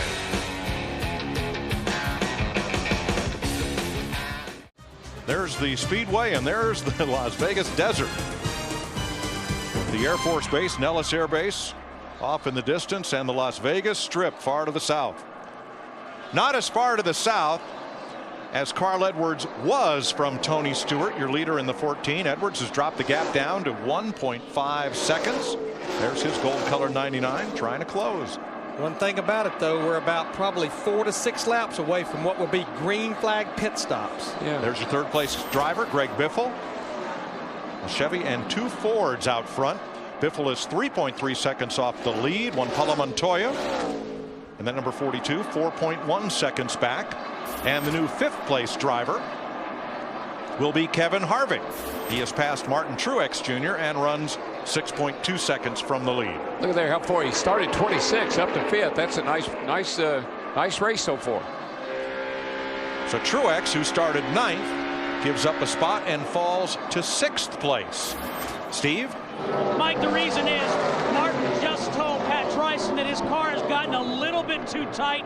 When they stop, they're going to take a little bit of air pressure out of the right front tire. Well, and as we mentioned, they should be on pit road within the next 4 or 5 laps. Everyone should be there for green flag stops. Up to 7th, Dale Earnhardt Jr. after starting 31st. And a car that he couldn't drive through the bumps in turn 1 and 2. Now navigating that end of the racetrack very well. Problem for Greg Biffle. Back coasting, guys. Middle of the back coasting into 3. Second place car drops down off the banking and coasts toward pit road. Greg, you need to sit. You need to sit until you got 7 to 8 pounds steady on the needle. Too early, we're going to run out down pit road. Dick, did he run out of gas? Greg Biffle is out of gas. Go back to a while ago. Greg Biffle was arguing with Greg Irwin about, I can't sit here this long. Well, the reason Greg Irwin was holding him is to make sure the car was full of fuel. Yeah, but what Greg's upset about is you held me that long, you still didn't get it full of fuel. Now there's the stop, and there is the fuel probe and receptacle that is so crucial. Now in the vent tube, you see all gas there. They got most of that can in. The 2 cans combined hold more gasoline than the fuel cell does. So that's Sunoco dribbling in. There's the air gurgling up, and that should indicate the car's full. Dick. The car has stalled twice, Mike. It is running again, though, and it appears as if they've got it full. Struggling getting that engine to run and stay running. What a heartbreak for Biffle, who had a shot to win this thing. Fuel mileage really has hurt him. Is it fuel mileage, or is it how much fuel he had in the tank to burn off? I think in the conversation we heard earlier between Greg Irwin and Greg Biffle, I don't think the car was full. I think that's what Greg really knew after that pit stop, Larry, was they didn't get full of fuel, and that's really what had him upset, I think. So another potential winning race car here and team have found trouble. First Kyle Busch, who was out of the race with the blown engine, and now Greg Biffle. Car in the wall, turn 2. A hard hit for David Gilliland, who I believe cut down a right front tire. Terrible timing for what just happened to Greg Biffle. And in fact, Gilliland's got the wall a little bit there. I'll clear up the back, watch for debris. He's on fire at the end of the back stretch. Marcus Ambrose in the 9 had committed to pit road, but was able to get back out before the commit cone. That car came from the middle of the racetrack hard into the safer barrier near the exit of turn 2. It blew a right front. And it didn't give no sign of any tire issues at all. Nothing. 6th caution flag of the day at lap 150. And the Riverside, California driver who spent a day this week out in the desert dune buggying climbs out after a very vicious hit. Sitting 10th of the points, had the great run in the Daytona 500 a couple of weeks ago. Watch this thing back here, Larry. He's down on the bottom of the track, and right back here you'll see him.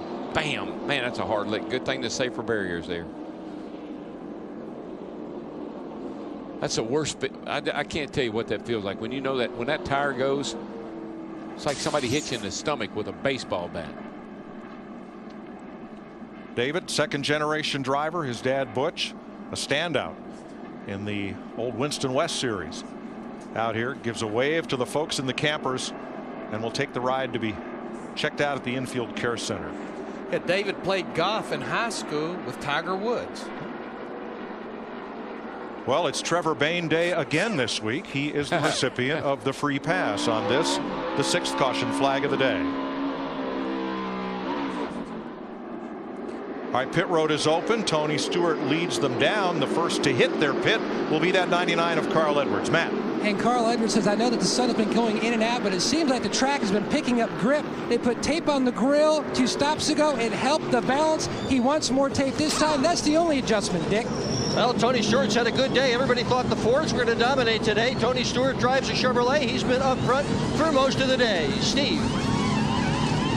Dick, for the second stop in a row, there will be no changes to Kevin Harvick's Chevrolet. 4 tires and fuel, but no adjustments. He really likes the way that car is handling right now. Krista.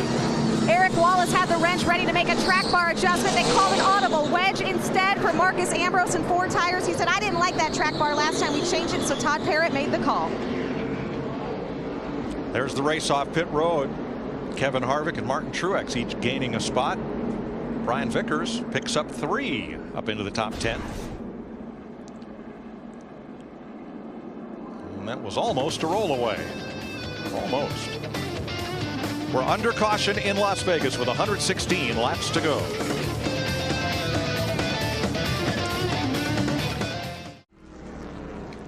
Tony Stewart leads Carl Edwards and Kevin Harvick in Las Vegas in time for an AT&T race break. In fact, Harvick just penalized for exiting too fast on pit road. A quick recap if you're just joining us, and for the favorites, it's been a rough ride here in Las Vegas. Matt Kenseth, who was on the pole, lap 15, cuts a tire, actually has to go a lap down. Tony Stewart takes the lead. He has secured now leading the most laps in this race and is currently our leader. Kyle Busch, Las Vegas' own, with a tire problem early, but had worked his way back. And his brother Kurt, who has finished second here twice in his career, involved in a wreck after David Reagan got into the back of him.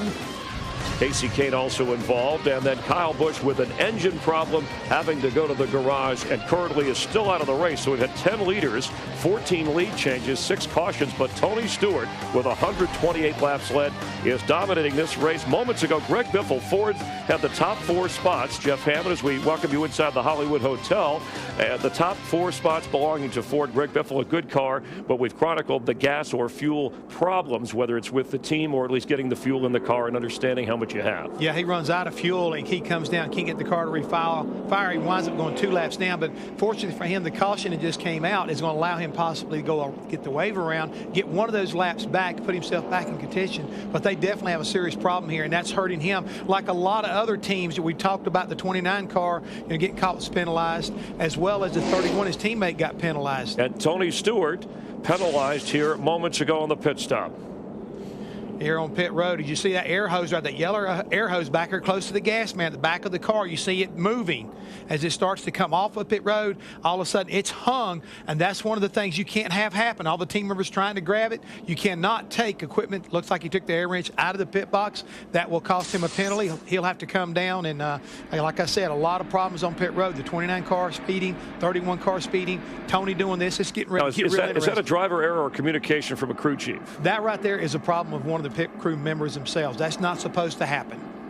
And those are the pit penalties you talk. Now, this is the most we've seen of any of the races so far this year. We talk about aggressive driving. Is that contributing to this, or is this just the stress of the moment? Darrell Waltrip summed it up the best I've heard in a long time. You can lose tenths of a second, hundredths of a second on the racetrack. You can lose seconds on pit road. And these guys are trying to make it up, and because of that, they're making some mistakes, and it's costing these drivers, dearly. Meanwhile, Dale Earnhardt Jr. up to 6th, but Jimmy Johnson has not been inside the top 10. We've been following Chad Knaus and that crew with Jimmy, who's won here 4 times. The reigning champion. They've been making adjustments, but they haven't been able to crack the top 10. No, they have had to work on this car since the drop of the green flag. I mean, it's just been one of those days for that team. As we see right now, our former leader, Tony Stewart, having to do his pass-through penalty for taking the equipment away from the pit area like he's supposed to do.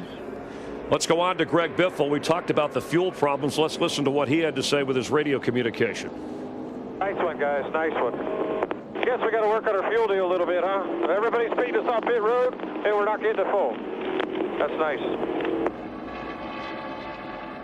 Greg Biffle did lead 11 laps in this race and had a car capable of winning this race. I've been on the receiving end of that right there. I know exactly what kind of sarcasm he's receiving right now from the driver as a crew chief, but it frustrates when a driver drives basically his guts out to try to get up there in the front, and you have a problem like this, keeps you from staying there. Sometimes sarcasm helps you get the message. Yeah. Let's take a look at today's current standings for the fastest pit crew and how the fans have voted so far. And AT&T customers, you can find out the final race standings as soon as the checkered flag drops by texting your fastest pit crew choice and replying OK when prompted to receive exclusive updates. AT&T, the nation's fastest mobile broadband network. And with the way Tony Stewart's going, Mike, Darrell, and Larry, unless there's a mistake or more mistakes, he might get back to the top of things with Carl Edwards maybe on a roll. Well, keep in mind at Homestead last year, Chris, Kevin Harvick had a speeding penalty but came back, finished third, and we got a long way to go. 112 laps. There is Harvick. He's served his penalty. So has Tony. Carl Edwards will lead them down to green ahead of Martin Truex. Montoya, Earnhardt, and Menard are your front five as we go back to green at lap 268. Pretty impressed with that 56 car finding his way to the front. He's been right there in the top 5 or 6. It's pretty good.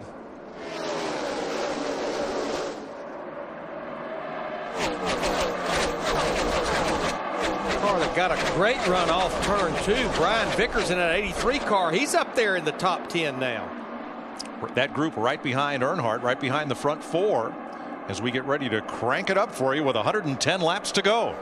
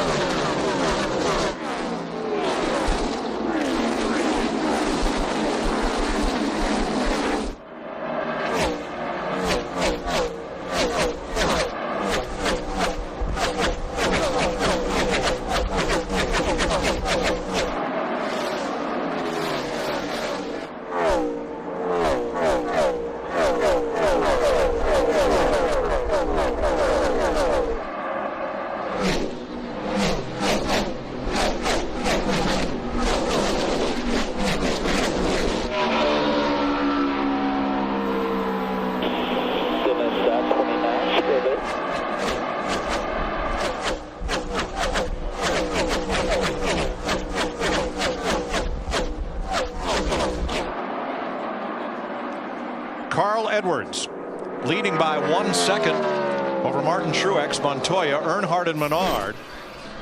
Then it's Logano, Ambrose, and Vickers, and last week's winner, Jeff Gordon. Speaking of Jeff Gordon, right behind him is the driver that got the free pass 50 laps ago, Jimmy Johnson, 05 time in that 48 car, sitting there in the top 10 now. Well, if this works out like it was explained to me, these cars should come to the front now. Halfway into the races when the 48, the 24, 88, 5 all should come to the front. About like they did at Phoenix. Similar. Look at Kevin Harvick, the 29, and Tony Stewart, the 14, and Greg Biffle all had difficulties on this round of pit stops or penalties, and they're trying to fight their way back to the front. I like that 21 car, though. He has found a really nice groove up high, and he is sailing around these guys. You're riding with Trevor Bayne, looking at Harvick and Stewart. Next Sunday, a new look at the Daytona 500 just a couple of weeks ago, and you'll hear commentary from Trevor Bayne, Carl Andrews, Jeff Gordon, and more, and never before seen footage. Daytona 500, the American Dream, next Sunday, 1 p.m. Eastern, only on Fox. And you know what I like about Trevor right there? He had 2 guys, Kevin Harvick and Tony Stewart. He knows they're aggressive drivers and they're fast. He's going to fall in there and follow those 2. Teammates battling as Jimmy Johnson gets underneath and past Jeff Gordon. Now, David Gilliland had that hard hit into the turn 2 wall, went to the care center. Now Krista is with him. Yeah, Mike, and we know he's okay because he gave a wave to the crowd, but you guys have really been on a roll. What kind of hit does this put in your momentum? It's tough. We were running good today. We had a good car, and we learned a lot about the mile-and-a-half stuff with a new nose and stuff. So we're going to come out of it, and still take out of here as a positive and rebuild our Taco Bell Ford Fusion and take it to Bristol. So I'm really excited about going there. I feel like we ran really well there last year, and feel like we're not going to let this get us down. Thanks, David. It was a hard hit. Yes. Tony Stewart has passed Harvick, the 14 in front of the 29. Jeff Burton trying to run with them. Trevor Bayne and Jamie Mack are in the midst of that scrum from 20th place on back.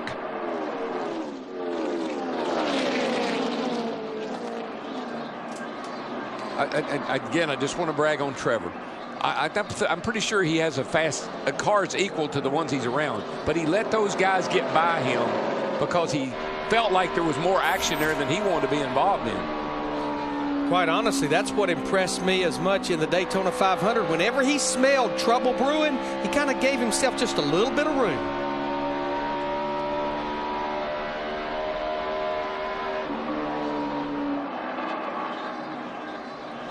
Carl Edwards now leading Martin Truex by 1.8 seconds, Matt. And Carl is concerned about the 14 of Tony Stewart. He just asked his spotter Jason Hedleski, what is Stewart's line down in 1 and 2 and 3 and 4? And Jason told him he's running near the bottom, similar to your line. He asked Bob Osborne, our lap times, what are they like? Osborne said they pretty much mirror each other at this point. The only concern really that Carl has had besides that, and DW, I'm sure you've experienced this in the past, this is a brand new race car. Under compression in the seat, his vision is impaired a little bit on the right side due to the headrest. When he sat in the car in the shop, it was perfect, but under compression, hunkered down a little bit more in the seat, his vision's a little bit impaired. Yeah, tell him like my crew chief used to tell me, I can't do a whole lot about that right now. You're just going to have to deal with it. 21 cars on the lead lap. 100 laps to go in the Nevada desert. Carl Edwards, your leader. Carl Edwards, 2.5 seconds up on Martin Truex. Juan Pablo Montoya 3.7 back, then Dale Jr. and Paul Menard.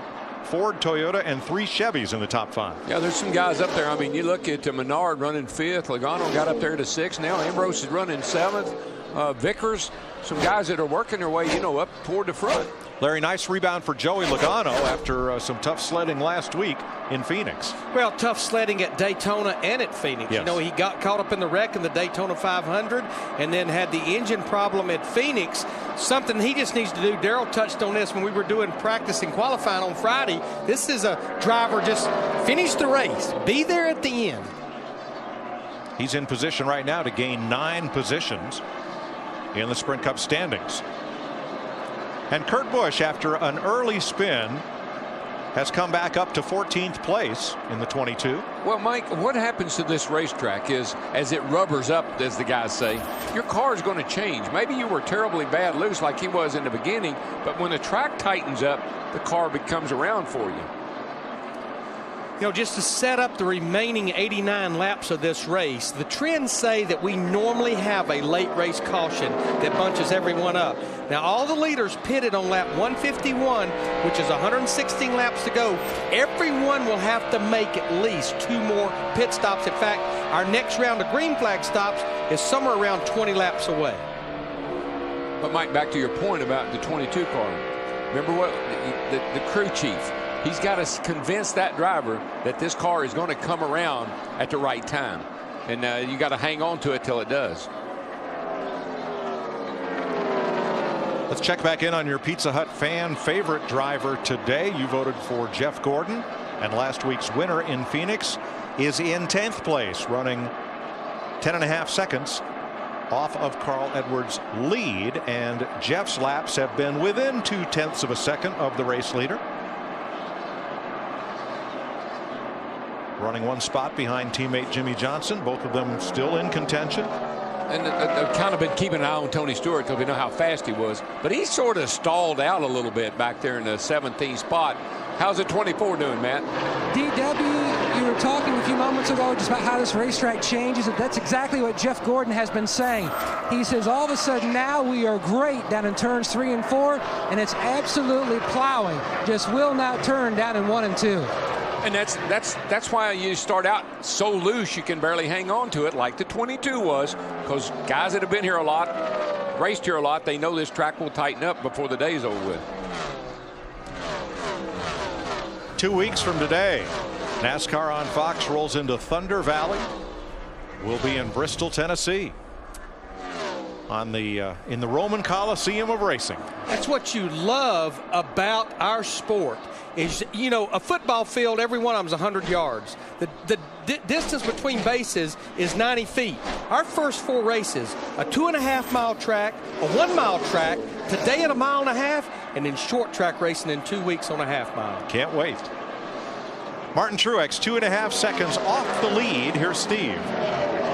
Mike, interesting radio chatter. Martin Truex Jr. telling Pat Bryson the car's running the same everywhere I go, so he's moving his line a little bit. Spotter Keith Barnwell telling Martin Truex where the fast cars behind him are running.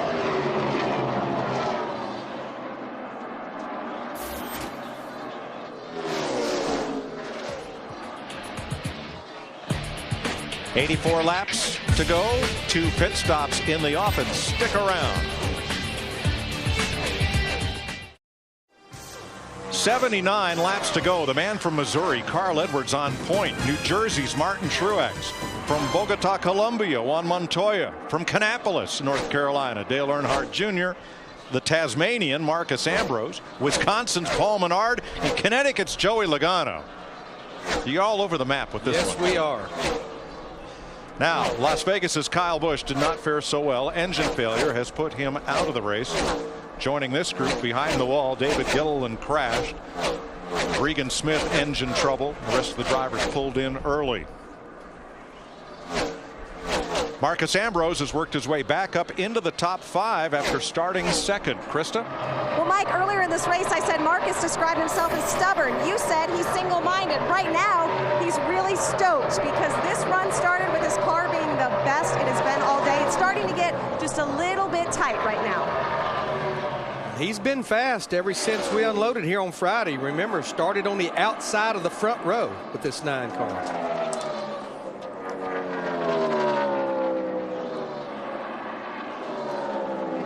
Brian Vickers is in the top 10. Probably the most heated driver after last week's race at Phoenix. Thought he'd been run into. The video showed otherwise. It was just a slight brush of contact, but it cut down his tire, caused him to crash. And here's a fellow who was out due to illness all last year, had surgery to repair a hole in his heart. He's back on the mend. He's ready to go. Got doctor clearance. He's ready to win. But he wants to win. And he wants to log some laps too. At Daytona, remember, he was on the racetrack every time the track opened up, and he stayed there until it closed. This guy just wants to get back in the swing of things. In most sessions, he's run the most laps of practice. And he said in that recovery, when it was out of his hands, it was not that tough, as we see Greg Biffle on pit road making sure they get full of fuel. Let's go on down to Dick real quick. Well, Biffle's going to come in, and fuel, of course, will be the issue, as it has been all day on that car. They have simply struggled trying to get it in. All the practice simply has not made any difference at all today. First can is in. So far, so good.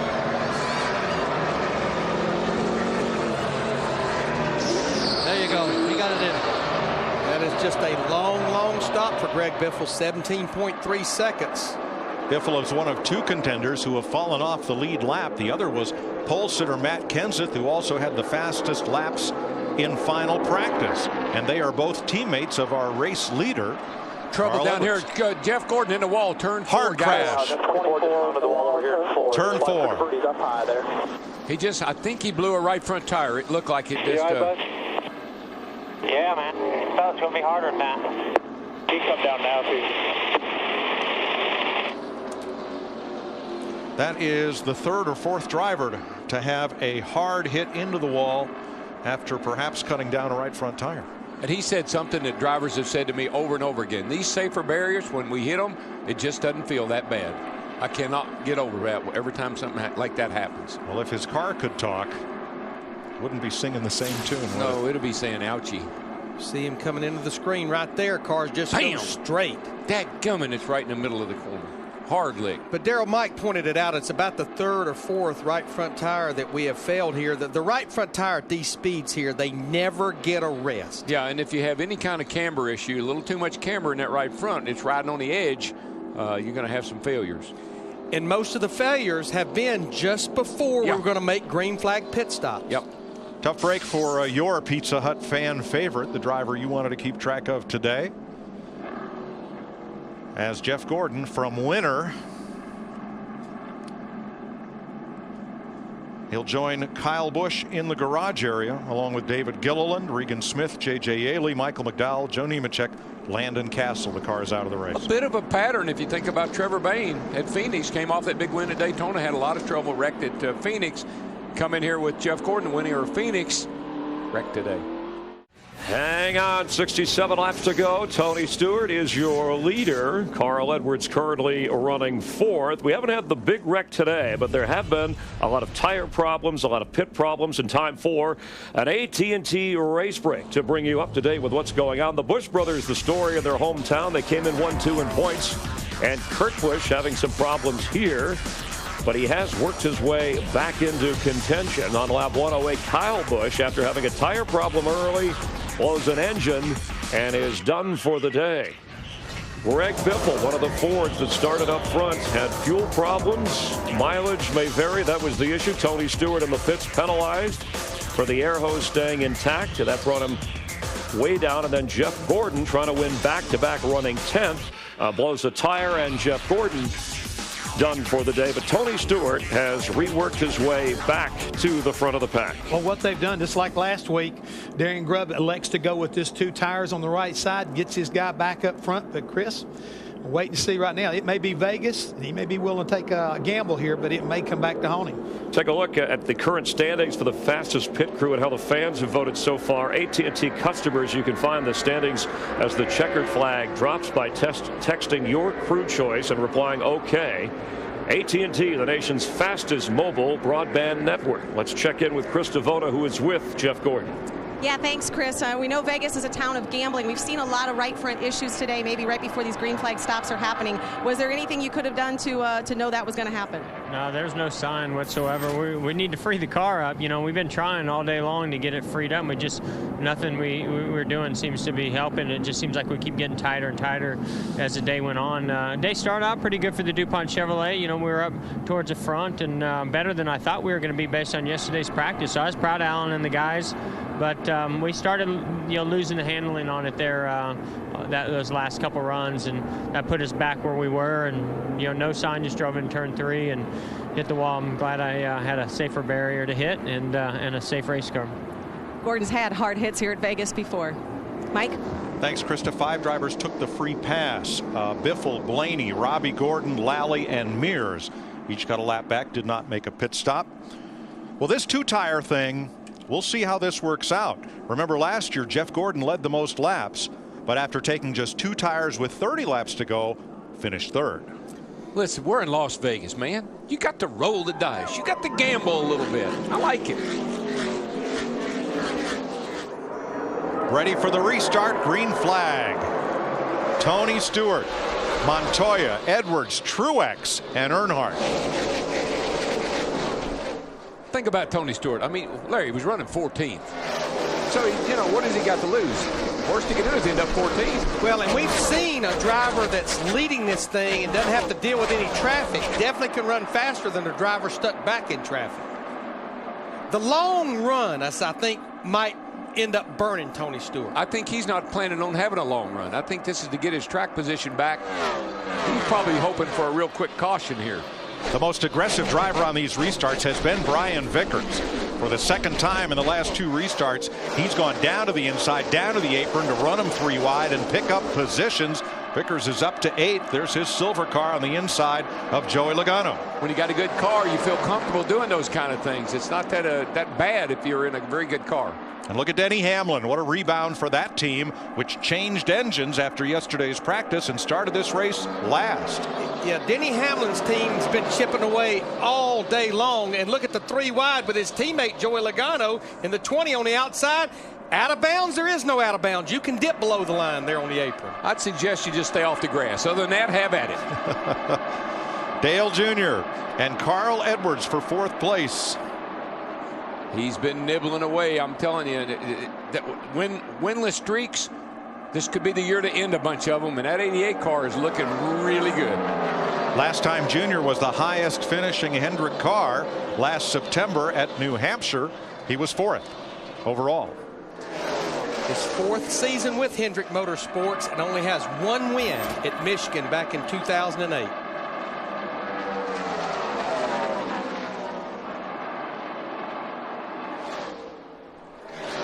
Martin Truex runs that high line compared to his competition.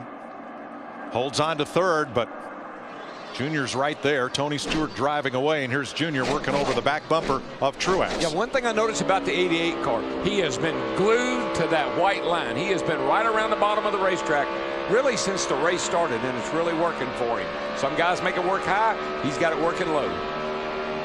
We asked him during practice yesterday, what have you done to make this car so much better? He said, I don't think I ought to tell you. Racing with his buddy right there, he and Martin Truex. Truex having a great day. Martin Truex Jr. one career win. Came back at Dover all the way back in 2007. That was 133 races ago for Truex. And the guy behind him, he's trying to, all those guys trying to win trying to end those winless streaks. It was our theme, an urgency to win. Got to win, man, got to. Forget the good points day. Edwards moving on Earnhardt for fourth place. Never mind, moving on Truex for third. moving. While these guys are battling for third, fourth, and fifth, Tony Stewart, that 14 car with only 2 fresh right side tires, he's got the field right now by about 2 to 3 tenths per lap. And he's the fastest car on the racetrack. Now, what about his teammate who's moved up into the top 7, Ryan Newman? Steve? Mike, they've done a great job chasing this racetrack. Early in this race, he said his car was way too loose. On that last run, it went from tight to loose, so they made a wedge adjustment on that last pit stop. Yeah, he started 8th and dropped like a rock when the green flag fell. They've been chipping away back, getting this car back in contention. There's the comeback story of the day. Denny Hamlin started dead last in the field. After that engine change, he had to go to the back and has marched his way up through slowly, methodically. Haven't heard a lot about him or from him on the team radio. Just working his way toward the front and perhaps back into championship contention. Kind of Hamlin style. You know, he's not real flashy. He gets the job done.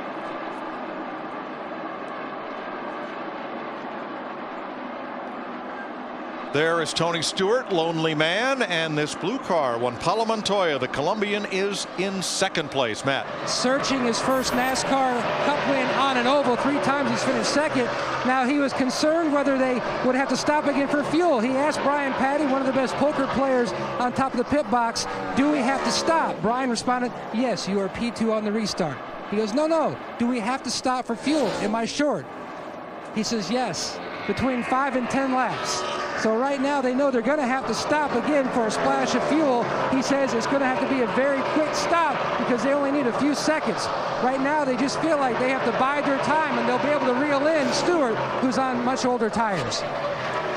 And I feel like everyone is going to have to make at least one more pit stop, but we're right now 55 laps to go. We're getting in that window that if you do stop, you would be able to make it to the end should we have a caution. However, as Matt just pointed out, the earlier you stop, the more fuel you're going to have to take and the longer your pit stop will be. So do you come or do you wait it out? Here's what I bet you will happen. A lot of these guys are only going to take 2 tires. I'm a believer.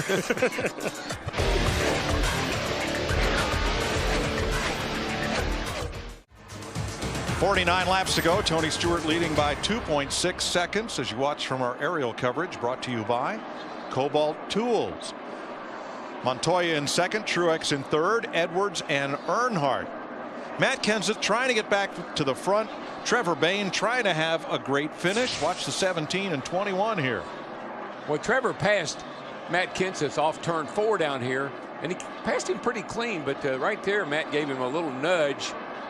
Yes, he did hit that. That's actually a little bit more than a nudge. I mean, a little nudge, but a pretty hard hit. Now, what Trevor has to be worried about, I don't see any smoke, but we don't want to cut a tire down here. And Martin Truex, Carl Edwards were battling for third. Edwards moves up a position. So it's Stewart, Montoya, Edwards with 47 laps to go. And I'm just chuckling about last week. 17 did. Brian Vickers said he got into him, but I don't think he did this week. Pretty sure he got into the 21. Yeah. Steve? Mike, just to give you an update on Martin Truex Jr., you mentioned the 99 of Carl Edwards went by. Truex saying, I'm a little bit freer on this run, particularly freer on exit. Well, evidently, they have freed that race car up because he said, what you did to me the last time, the car's just loose. The back ends won't come around.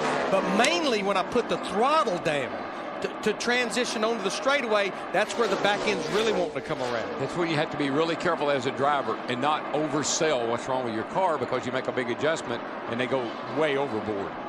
Kevin Harvick in the 29 served a penalty on the last caution flag for pit road speeding violation. He's trying to work his way back up toward the front.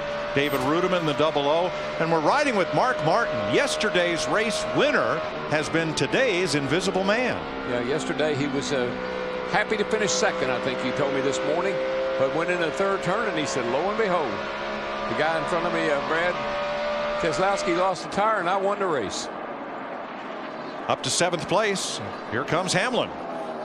I mean, Denny Hamlin has had a quiet day. It's just been a long day with a lot of green flag runs, trying to work his way from the rear after they had to change the engine in that 11 car this morning. And Dale Jr. now in 6th place, running the same lap times as race leader Tony Stewart. Dick?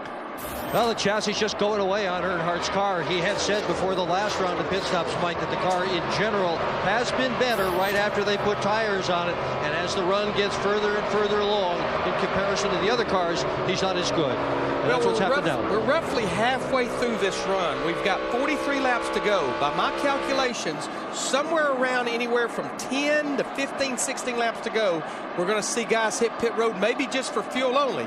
But the trends tell me, if you look at the last 5 races, we normally get a caution in the last 10 laps for a restart. Did the trend tell us that if you took 2 tires on the last caution, you could drive away from the field, as Tony Stewart's doing? I'm creating a new trend. Yeah, right. No, trends didn't tell us that. Friends didn't tell us that. Figured it out on our own. This is the most laps Stewart has led in a race since Atlanta last September, a track configured very much like this one. Here's another streak, another winless streak that could come to an end today with Tony Stewart. Stewart at Las Vegas. Tony's the only driver to win championships under our both formats, prior to the chase and in the chase. 41 laps to go. When will they pit? And how long will they stop for? So far in Las Vegas, Tony Stewart and Darian Grubb, his crew chief, are looking like winners. Their 2-tire stop on the last caution flag have put them well in front of the field, Dick, 4.5 seconds ahead of Montoya. Yeah, but Tony Stewart knows that 2-tire stop at some point is going to cost him, and he has asked 3 times in the last several laps how soon he can come in and pit and get 4 fresh ones on and a load of fuel.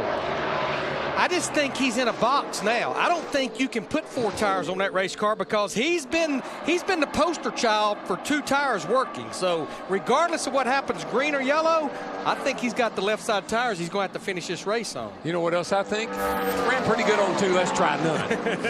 Let's give you a little gas this time. Say it like that. Montoya second. You asked me a while ago how long will they have to be there. Regardless of when they pit, any of these drivers, you only need enough fuel to make it about 10 or 12 laps. Carl Edwards in 3rd. He is 4.6 seconds off the lead, Matt. Mike, 5 to 6 laps away from the 99, expecting to make their final stop on pit road. Now the scenario is where they are on fuel, they're going to need close to a can. So that's why they're debating whether they're going to go 2 tires or no tires. Here comes the leader. Tony Stewart is coming to pit road, and everyone should soon follow. Dick. And Tony Stewart is going to take 4 tires on this pit stop. He's run 1 races across the street on the dirt track. He's 1 down the street in a little pavement track. This could be his best chance to win on the big track here in Las Vegas. One can in. Gooch waits for the tire changers to get by to get the second can of fuel in. He's happy with the amount of fuel in the car. Slow up front, smoke's gone. But the time ticks away. 13.7 seconds for Stewart. Kevin Harvick is in, Steve. And Mike, he's trying to fight back from that pit road speeding penalty. Expect them to take right sides only on that 29 car. Brian Vickers, Jimmy Johnson on pit road. Jeff Burton, Mark Martin, all coming to pit under green. Matt? And Jimmy Johnson comes in for his final scheduled stop. Going to go up on the track bar. The car is just wicked tight. Significant adjustment for Johnson. 4 tires as well. Greg Biffle also stopped. Jeff Burton slightly overshot his pit and had to back up. You know, that was a good stop, though, for Tony Stewart in that 14 car, because they didn't have to worry about getting it full of fuel. They didn't have to wait on the fuel, man. Get the 4 tires on and we can go. The strategy was perfect, Larry. It got him track position. It got him out front. They did the right thing. Casey Kane is in. Dave Blaney. Here's Kristen. Brian Vickers had planned to come in around lap 244. They made the audible to come in earlier for right sides and just 1 can of that Sunoco fuel. Vickers away. Green flag stops with 29 laps to go.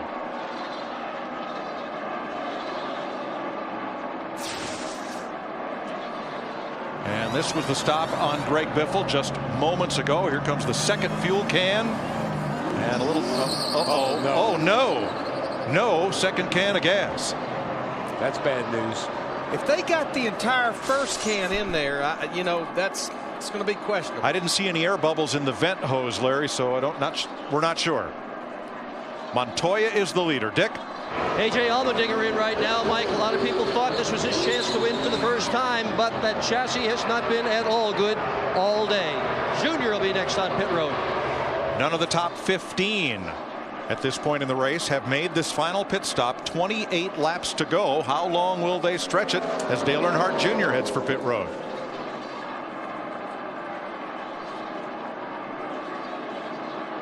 Junior is in. Looks like Ryan Newman right behind him. Dick? Right now the crew is telling Junior just how far away he is. He's going to take 4 tires. Junior's best chance to win a race on this speedway for a very long time.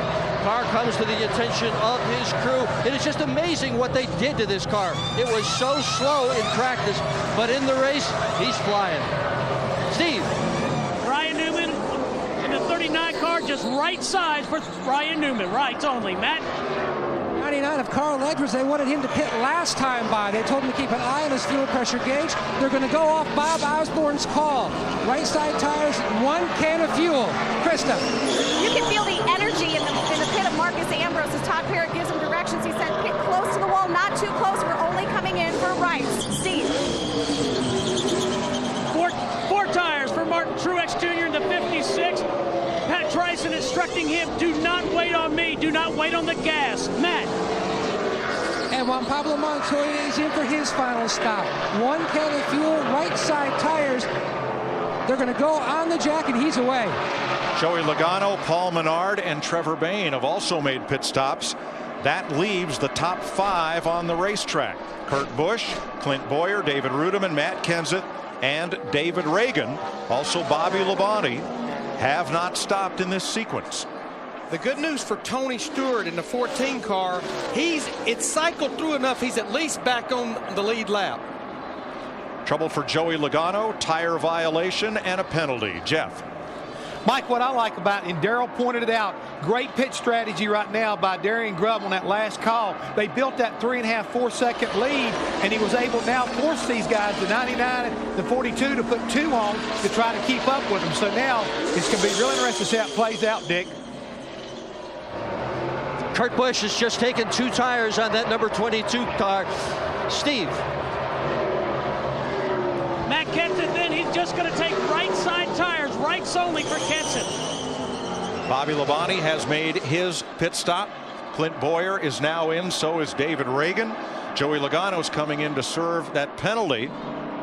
Casey Mears on pit road, and so is Brad Keselowski. I just like the strategy of Darian Grubb. He took 2 when nobody else was expecting him to, and he took 4 then and made a lot of guys have to take 2. I think it's going to work out great. Last man standing is David Rudiman, and he brings his 00 to pit road now. This will complete the round of pit stops for the lead lap cars. 15 of them. But now that it's cycled through, Dick, 00. Well, David Rudiman has had a good car in practice, a much better car in practice than he has had in the race. And so the wrench goes in the back window of the car on both sides. And just a 2-tire stop for him to try to get more track position. Now that it has cycled through, this is our leader here, Carl Edwards, with 23 laps to go. He's got about a 1.5 lead on Tony Stewart in the 14 car that's back in third. 22 laps to go. Edwards, Montoya, Stewart, Ambrose, and Newman. Who'll win it? Laps are winding down in Las Vegas. 17 to go in the Kobalt Tools 400. Carl Edwards is out front by 1.7 seconds. Tony Stewart is 2.2 back. Marcus Ambrose was the fastest car last time around. He's in 4th place. And Ryan Newman is 5th. Now, when pit stops began, Tony Stewart had a lead of about 3.5 seconds. But look what happened on pit road with Carl Edwards versus Tony Stewart. Darrell, you said it at the top of the show. You can make up or lose seconds on pit road. Now, obviously, that's the difference between 4 tires and just 2 right side tires for Carl Edwards. Yeah, and Larry, I think you might have been right, too, about the strategy. Taking 2, that forced Tony Stewart into having to take 4 on that stop. On the other hand, the 99 car had the luxury of going either way, and he went with 2. If we get that caution that the trend shows us, the 4 tires are beautiful. If we get a caution.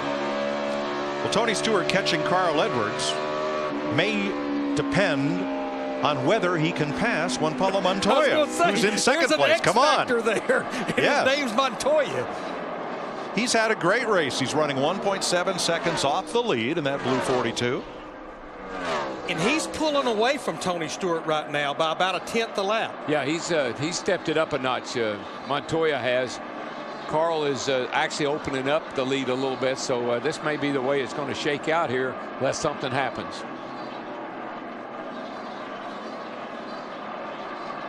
Well, the trends say, I keep saying, I looked at the last 5 races, and 4 of those 5 races, we had a caution and a restart. In some cases, with less than 5 laps to go. Carl Edwards also has a lot of lap traffic up in front of him with 13 to go right now. 17 cars on the lead lap, the last of those being Jeff Burton, Trevor Bayne, and David Reagan. And yesterday in the Saturday race, the driver who took the white flag first, Brad Keselowski, cut a tire, didn't win. Mark Martin led only the last lap and went to victory lane. What we're saying, folks, don't touch that dial with 13 laps to go. And I know Carl Edwards, I've said a couple times, he was really upset about last week because he felt like he had a car that he could have cruised to victory in. Today, told me this morning, I'm almost that good. Maybe just good enough to win. Well, Brian Vickers and Bill Elliott battling there. Well, and Brian Vickers is fighting for his first top 10 finish in a long time. You told the story earlier. In May, he was pretty much sidelined with blood clots. Didn't get the race at all last year and didn't really know what he was going to be like in a race car till he did a test at Walt Disney World Speedway in Orlando back in January. Let me tell you, when you're out of the car for a while and you're away from this sport a little while and you get a chance to come back, you're hungry and you will take advantage of it. Here's the battle we spoke of. Montoya now looks in his mirror and finds Tony Stewart, who has led the most laps today, filling up his mirror. But the problem with that is the guy they're chasing is getting smaller. 2 seconds is the gap, first to second. Here's what that looks like on the racetrack. Last week's winner Jeff Gordon out of the race. The other hometown hero Kyle Busch out of the race. Kurt Busch rebounding. He's back up to, he's into the top 10 in 9th. Going to be a big shakeup in the points when this thing's over with today. A lot of guys that were up there. You know, Bobby Labonte's back in 24 spot. David Gilliland's out of the race. Yep, Kyle Busch going to drop out of the top 10. Carl Edwards going to move up, as will Montoya and Menard and Hamlin. That was Montoya that just told Brian Patty, the 42 car, I'm getting really loose with that 14 car of Tony Stewart up behind me. 6th place battle. Denny Hamlin, Martin Truex. Got battles everywhere. 9 laps to go. Just to document Denny Hamlin's day, had a pretty decent qualifying effort, but had to go to the rear of the field to start this race because of an engine change. And I still say what Darian Grubb did, they had to overcome a penalty. They got back in the pack. They had to do something to get back up to the front. I still think his strategy really paid off big for them to get a great finish. Krista? Well, Denny Hamlin's message that he received from his crew chief Mike Ford to start this race was patience. Mike told me that track position that he had to cash in his chips on was so important. This was one of Denny Hamlin's actual best qualifying efforts here, 17th. He's never started well, but to come up from the back of the pack at a track where it's so hard to pass because of the speeds, Mike Ford is ecstatic that his driver did exactly what he told him. He was patient. Thanks, Krista. Hey, what a day for Marcus Ambrose. He is the 4th place car. He's behind Montoya Stewart, but not by that much. If they dust it up, Ambrose is going to be right there. And it's been a long time since he even had a top 10 finish. It's been over 12 races for Marcus Ambrose. Larry, he's not just right there. He is eating into the lead of Tony Stewart and Juan Pablo right in front of him. He's closing quick. He's got about a 4-second lead over 5th place Ryan Newman in the 39 car. 6 to go. And Martin Truex may catch Newman. That may be a battle for 5th before this is over. The reason we have these late cautions is because you can see how hard everybody's trying for every position. That's usually where we have trouble. How about our leader, Matt? He just came on the radio, Mike, about 2 laps ago, and he said, Bob, the engine's making a weird noise at top end. Bob Osborne told him, just be conservative as much with it as you can. You've got a 2-second lead, and we are winding these laps down. Now, let's see. Isn't that the same Carl Edwards that told Bob when he said, I'll be off for a few minutes, I'm coming in? Probably messing with him. 2nd place to Tony Stewart. He passes Montoya. He has 1.7 seconds separating himself from Carl Edwards, but only 5 laps to go. Darrell, you mentioned it. Marcus Ambrose in that 9 car, he's not that far behind that 42 car of Montoya. No, he was really closing big time when Tony and Montoya were kind of racing with each other, but I don't know if he can get to Montoya or not. It's going to be close. 1st to 2nd is a long way away with just 3.5 to go. Carl Edwards has maybe about 1 more car he'll have to contend with, as he'll be coming to 3 to go this time. Now that's Brad Keselowski there in front of him in a 2 car. I don't think Brad will make it easy on Carl. I don't think he'll try to hold him up, but he's not going to pull over and let him go. Stewart pulling away from Montoya. Ambrose right there. Newman a little ahead of Truex, and Matt Kenseth coming back into the top 10 after spending half the day off the lead lap. Had a flat tire early in the race. Brian Vickers battling back. See the leader going by here. As I said, Brad is like, he's not pulling over, and that's allowing Tony to close, but I think it ain't going to have enough time to get there now. 2 to go. Ambrose continues to close on Montoya, but that 5 or 6 car lengths, Montoya pulls him just a little bit in the back straightaway. That's going to be tough to make up. Great run for Juan today. Good 3rd place finish the way it looks. White flag in the air. Smooth, bud. Nice and smooth, man. She's a race now, Larry.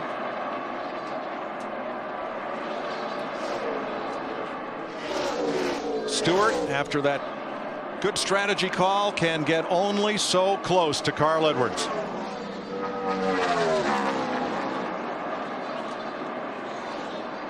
Round turn 3 and into 4. Stewart packed it in there, but Carl Edwards. That's the first one of the season. Woo! Carl Edwards gives Ford its 4th win in the last 5 races. Great work, fellas. Edwards wins the Kobalt Tools 400. And how many races has it been since his last win? 70 or 70, wasn't it? 70. Carl Edwards, he actually won the last 2 of last That's right, year. he won last year. I was thinking about Tony. So for Carl, it's been a losing streak of 2 races. 2 races, yeah. He's Not made bad. a great Still a streak. Great recovery. Jack Roush with Bob Osborne atop the pit box. Carl came in here a 10-to-1 shot. And those are not long odds when you're talking racing. 19th career win. 2nd victory here at Las Vegas. And we're about to see Cirque de Carl. This beautiful gymnastics show that he puts on after every victory. And then if he continues of what he's been doing of late, he will join the fans. Oh, yeah. He said that's really turned out to be something special. The difficulty there, Larry, is he's going to have to climb the fence to do it. They don't have a gate right at start finish to open. But here comes Carl.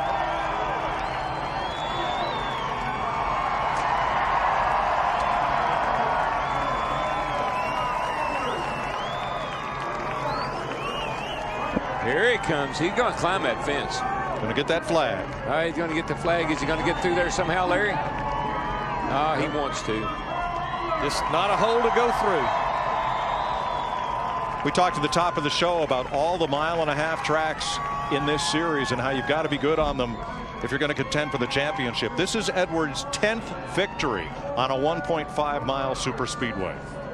Good job, man. Here you go, boys. That's the first one of the season. Woo! Awesome job, buddy. Awesome job. Somebody start and explain to me how we lost this race today when we get done here. You heard the confessions of an angry cab driver, Tony Stewart, leading the most laps but finishing second. And before that, the thrill of victory from Carl Edwards in victory lane.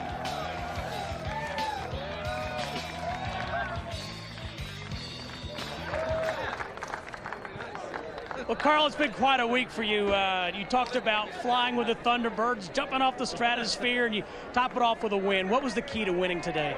The key to winning today is my team, my Ford team. These guys are unbelievable. Roush Fenway's great. I got to thank Aflac for being with us, Scott's, Kellogg's. Scott's Easy Seed, you can grow grass anywhere with that stuff. Sprint, Subway, all the fans. It's unreal, man. You're a kid, you think, boy, how cool it'd be to go to Vegas, fly a bunch of women there in your private plane, race cars. And I did it. I brought my mom, my mother-in-law, my daughter, and me, and we came here and we raced and we did it, and I'm having a blast. Carl, does it mean any more coming off the disappointment of Phoenix? Yeah, it means a lot coming off of Phoenix. We went home last week and I had no clue. I just didn't know how things were going to go from there. You only know, you don't get a good race car like that very often. We had another one today. I got to thank the Air Force, the Thunderbirds. They let me fly with them on Thursday, and this trophy is going over there in their hangar. They taught me a lot about discipline and about believing in what you do, and I can't thank them enough, and all of our armed service personnel serving everywhere. This is a great day. Enjoy the win, Carl. Congratulations. Thank you very much. Third win of the last 5 Cup races, and a long way Carl Edwards has come from being a substitute teacher for the Columbia Public School District to flying high in victory lane here in Las Vegas. And he started up front, third. Worst he was 29th. That was early, and he held off Tony Stewart and Juan Pablo Montoya. Let's get some thoughts again from Darrell, Larry, and Mike. Well, he had no trouble lifting that giant wrench. That thing weighs 18 pounds, that trophy. That's no lightweight. Tony Stewart wants to know how he didn't win this race. Can you help him? Well, I think so. Yeah, you could say it's because they took 4 tires at the end. You could say it because they took 2 tires on the next to the last pit stop. But like Darrell and I were talking, it goes all the way back to the penalty. Desperate people do desperate things, and that's what they had to do there to try to get that track position. Go with 2 tires when everyone else went with 4. What I'm looking at is the top 10 and the people that finished in. Marcos Ambrose, what a great day for him. And he looked down through there. Ryan Newman, he ends up with a great finish. People that just kind of say, Martin Truex, a lot of good guys. The points are going to get shaken up after today for sure. Guys that needed a good finish. Yeah, needed. Yes, and Juan Pablo Montoya, what a great day for him. And Kyle Busch, Jeff Gordon, much expected from them. Busch with engine failure, Gordon in the wall with a cut tire. They'll have to wait 2 weeks for Bristol. Uh-oh, Bristol. Have at it, boys. That'll keep you up nights. Matt? And Tony Stewart brings the 14-car home in second place. Impressive comeback, Smoke, from the one deficit with the pit road incident. Yeah, we just gave one away today, so I wish I don't even know what to say. We just gave one away. So this Mobile One Office Depot Chevy was the baddest thing on the West Coast today, so second sucks. Thanks, Tony. An emotional Tony Stewart, but the good news is after 3 of the 36 races that matter, Tony Stewart is your points leader. Kurt Busch, and it was a rough day for the Busch brothers, second. Carl Edwards up to third. Look at Dale Earnhardt Jr., currently 11th. Jimmy Johnson, who did not lead today, 12th. And the priority is on winning. No more of this points coasting. I'll hang back. I'll think about things. They're going for the W. We saw it last week with Carl Edwards when he got wrecked. He was frustrated because he knew a win got away from him. Today, it's Tony Stewart. He was there all day, had the fastest car, led the most laps, but in the end, he winds up second. I think Darrell Waltrip pointed it out early on today in our pre-race. That's how important it is to win. So kind of an all-American guy, Carl Edwards in victory lane. But hey, third was Juan Pablo Montoya from Colombia, and from Tasmania, the Australian Marcus Ambrose. Let's check in with him. Marcus Ambrose said earlier this weekend that he stuck his neck out to come over to Richard Petty Motorsports. You said they took a risk on you. After this run today, did you and them make the right move? Well, I think I kept my job for a couple of weeks at least, so just really proud of my Stanley crew, you know. We were a little tight all day, really fought all day. Great top five for us, first top five for RPM, and just got to thank Richard Petty for believing in me and giving me a shot. And Stanley and everybody at DeWalt as well. Just we're gonna have a great year. Todd Power on the box, man. He's doing an awesome job for us, and got great pit stops and a good crew, and just got a lot of energy going, a lot of good energy. He was thrilled with qualifying. Today is good, yeah. That's Australian. Thanks, Krista. Juan Pablo Montoya led 7 laps today. Let's get the latest from him, and our Matt Yoakum is with Juan. Impressive run by Juan Pablo Montoya and the 42 team. How would you describe your day? Because you guys pretty much experienced it all. It was a good day, you know. This Clark Chevy was good all day. We're a little bit off the pace. I mean, we needed a little bit. Last run, before we took the tires, I thought we were closer, even with Carl, but no, it just, you know, 14 was a car to beat today. But, you know, to get a top 5 here in Vegas after what happened the last few years here, it's amazing. You know, we had a really good Daytona, bad Phoenix, and we run good here. You know, 3 good finishes, at least on points is good. So, you know, this is, you know, amazing. We changed some guys on the pit crew, and they did an amazing job. It's nice to see. Total package all the way around from Juan Pablo Montoya, third in Vegas. And the Busch brothers, who came in first and second in points. Kyle Busch having a good run. He had some tire problems and then an engine problem took him out of the race and out of contention and out of the top spot in terms of the points. Kurt Busch was also involved in an earlier wreck, but worked his way back into contention and is currently second in points. Dick Bergman catching up with the elder of the Busch brothers. Well, despite the disappointment, Kurt Busch pulled into his garage area and gently put the steering wheel on the dashboard. But hometown hero, you wanted to win this one. Yeah, we gave it all we had, and crew chief made a great call to put us up front early, and we were running smooth, just biding our time. And on that restart, I got too racy. I wanted to lead. I wanted to get that bonus point. Most of all, I wanted to do it for the hometown crowd, but you can't do that. You got to race your race, let the race come to you, and I was a little loose. I just put rear brake in it, and I had Montoya on my outside, so I spun her around. But Pennzoil Ultra Dodge, what a great run today. And I just want to appreciate my crew and everybody that they've done. I mean, they're plugging away. We're right up where we need to be in points, and it's a shift to clean program with Pennzoil Ultra, so we got to go out there and get our game pieces to win. So we're real excited about today's finish. Thanks so much as well. And you go from here to Bristol, one of your best tracks. It ought to be fun. Thank you. All right, thanks, Dick and Kurt. Speaking of Bristol, Carl Edwards has won at Bristol. As we check the results from the Kobalt Tools 400 here in Las Vegas, the unofficial finishing order, Jeff Hammond.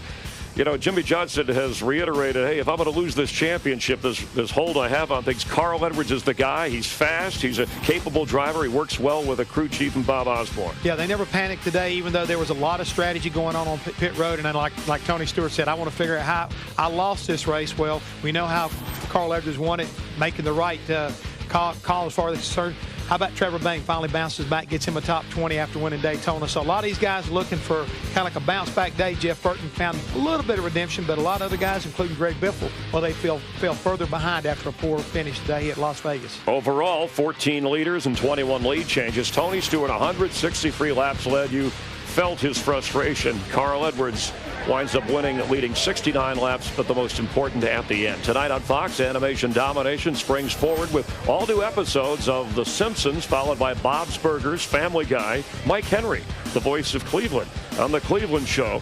It's all tonight on Fox. Next Sunday, a great American success story at 1 Eastern, 10 Pacific, how a 20-year-old pulled off one of the greatest upsets in the history of sports. The Trevor Bayne story. And then Bristol, Tennessee in a couple of weeks at 12:30 Eastern. It's a crowded place. Drivers get testy. You'll be right on top of the action. You see that there, Carl Edwards in victory lane with his family and his daughter. Happy times, baby. We struck the jackpot. A new father. If you want more coverage of this race from Las Vegas, our friends over at Speed will take you through post-race activity. Well, 150,000 watched, and tires were going down, engines were blowing up, pit road problems, gas mileage miscues, aggressive driving with a greater priority on winning. And Carl Edwards came through. We are leaving Las Vegas. For Darrell, Larry, and Mike, Steve, Krista, Matt, and Dick. For Jeff Hammond and our entire production crew, I'm Chris Myers, and it's been a great start to things so far. The new NASCAR season with Carl Edwards winning today. We'll see you in a couple of weeks. Next Sunday, check us out here. Thanks for being a part of NASCAR on Fox.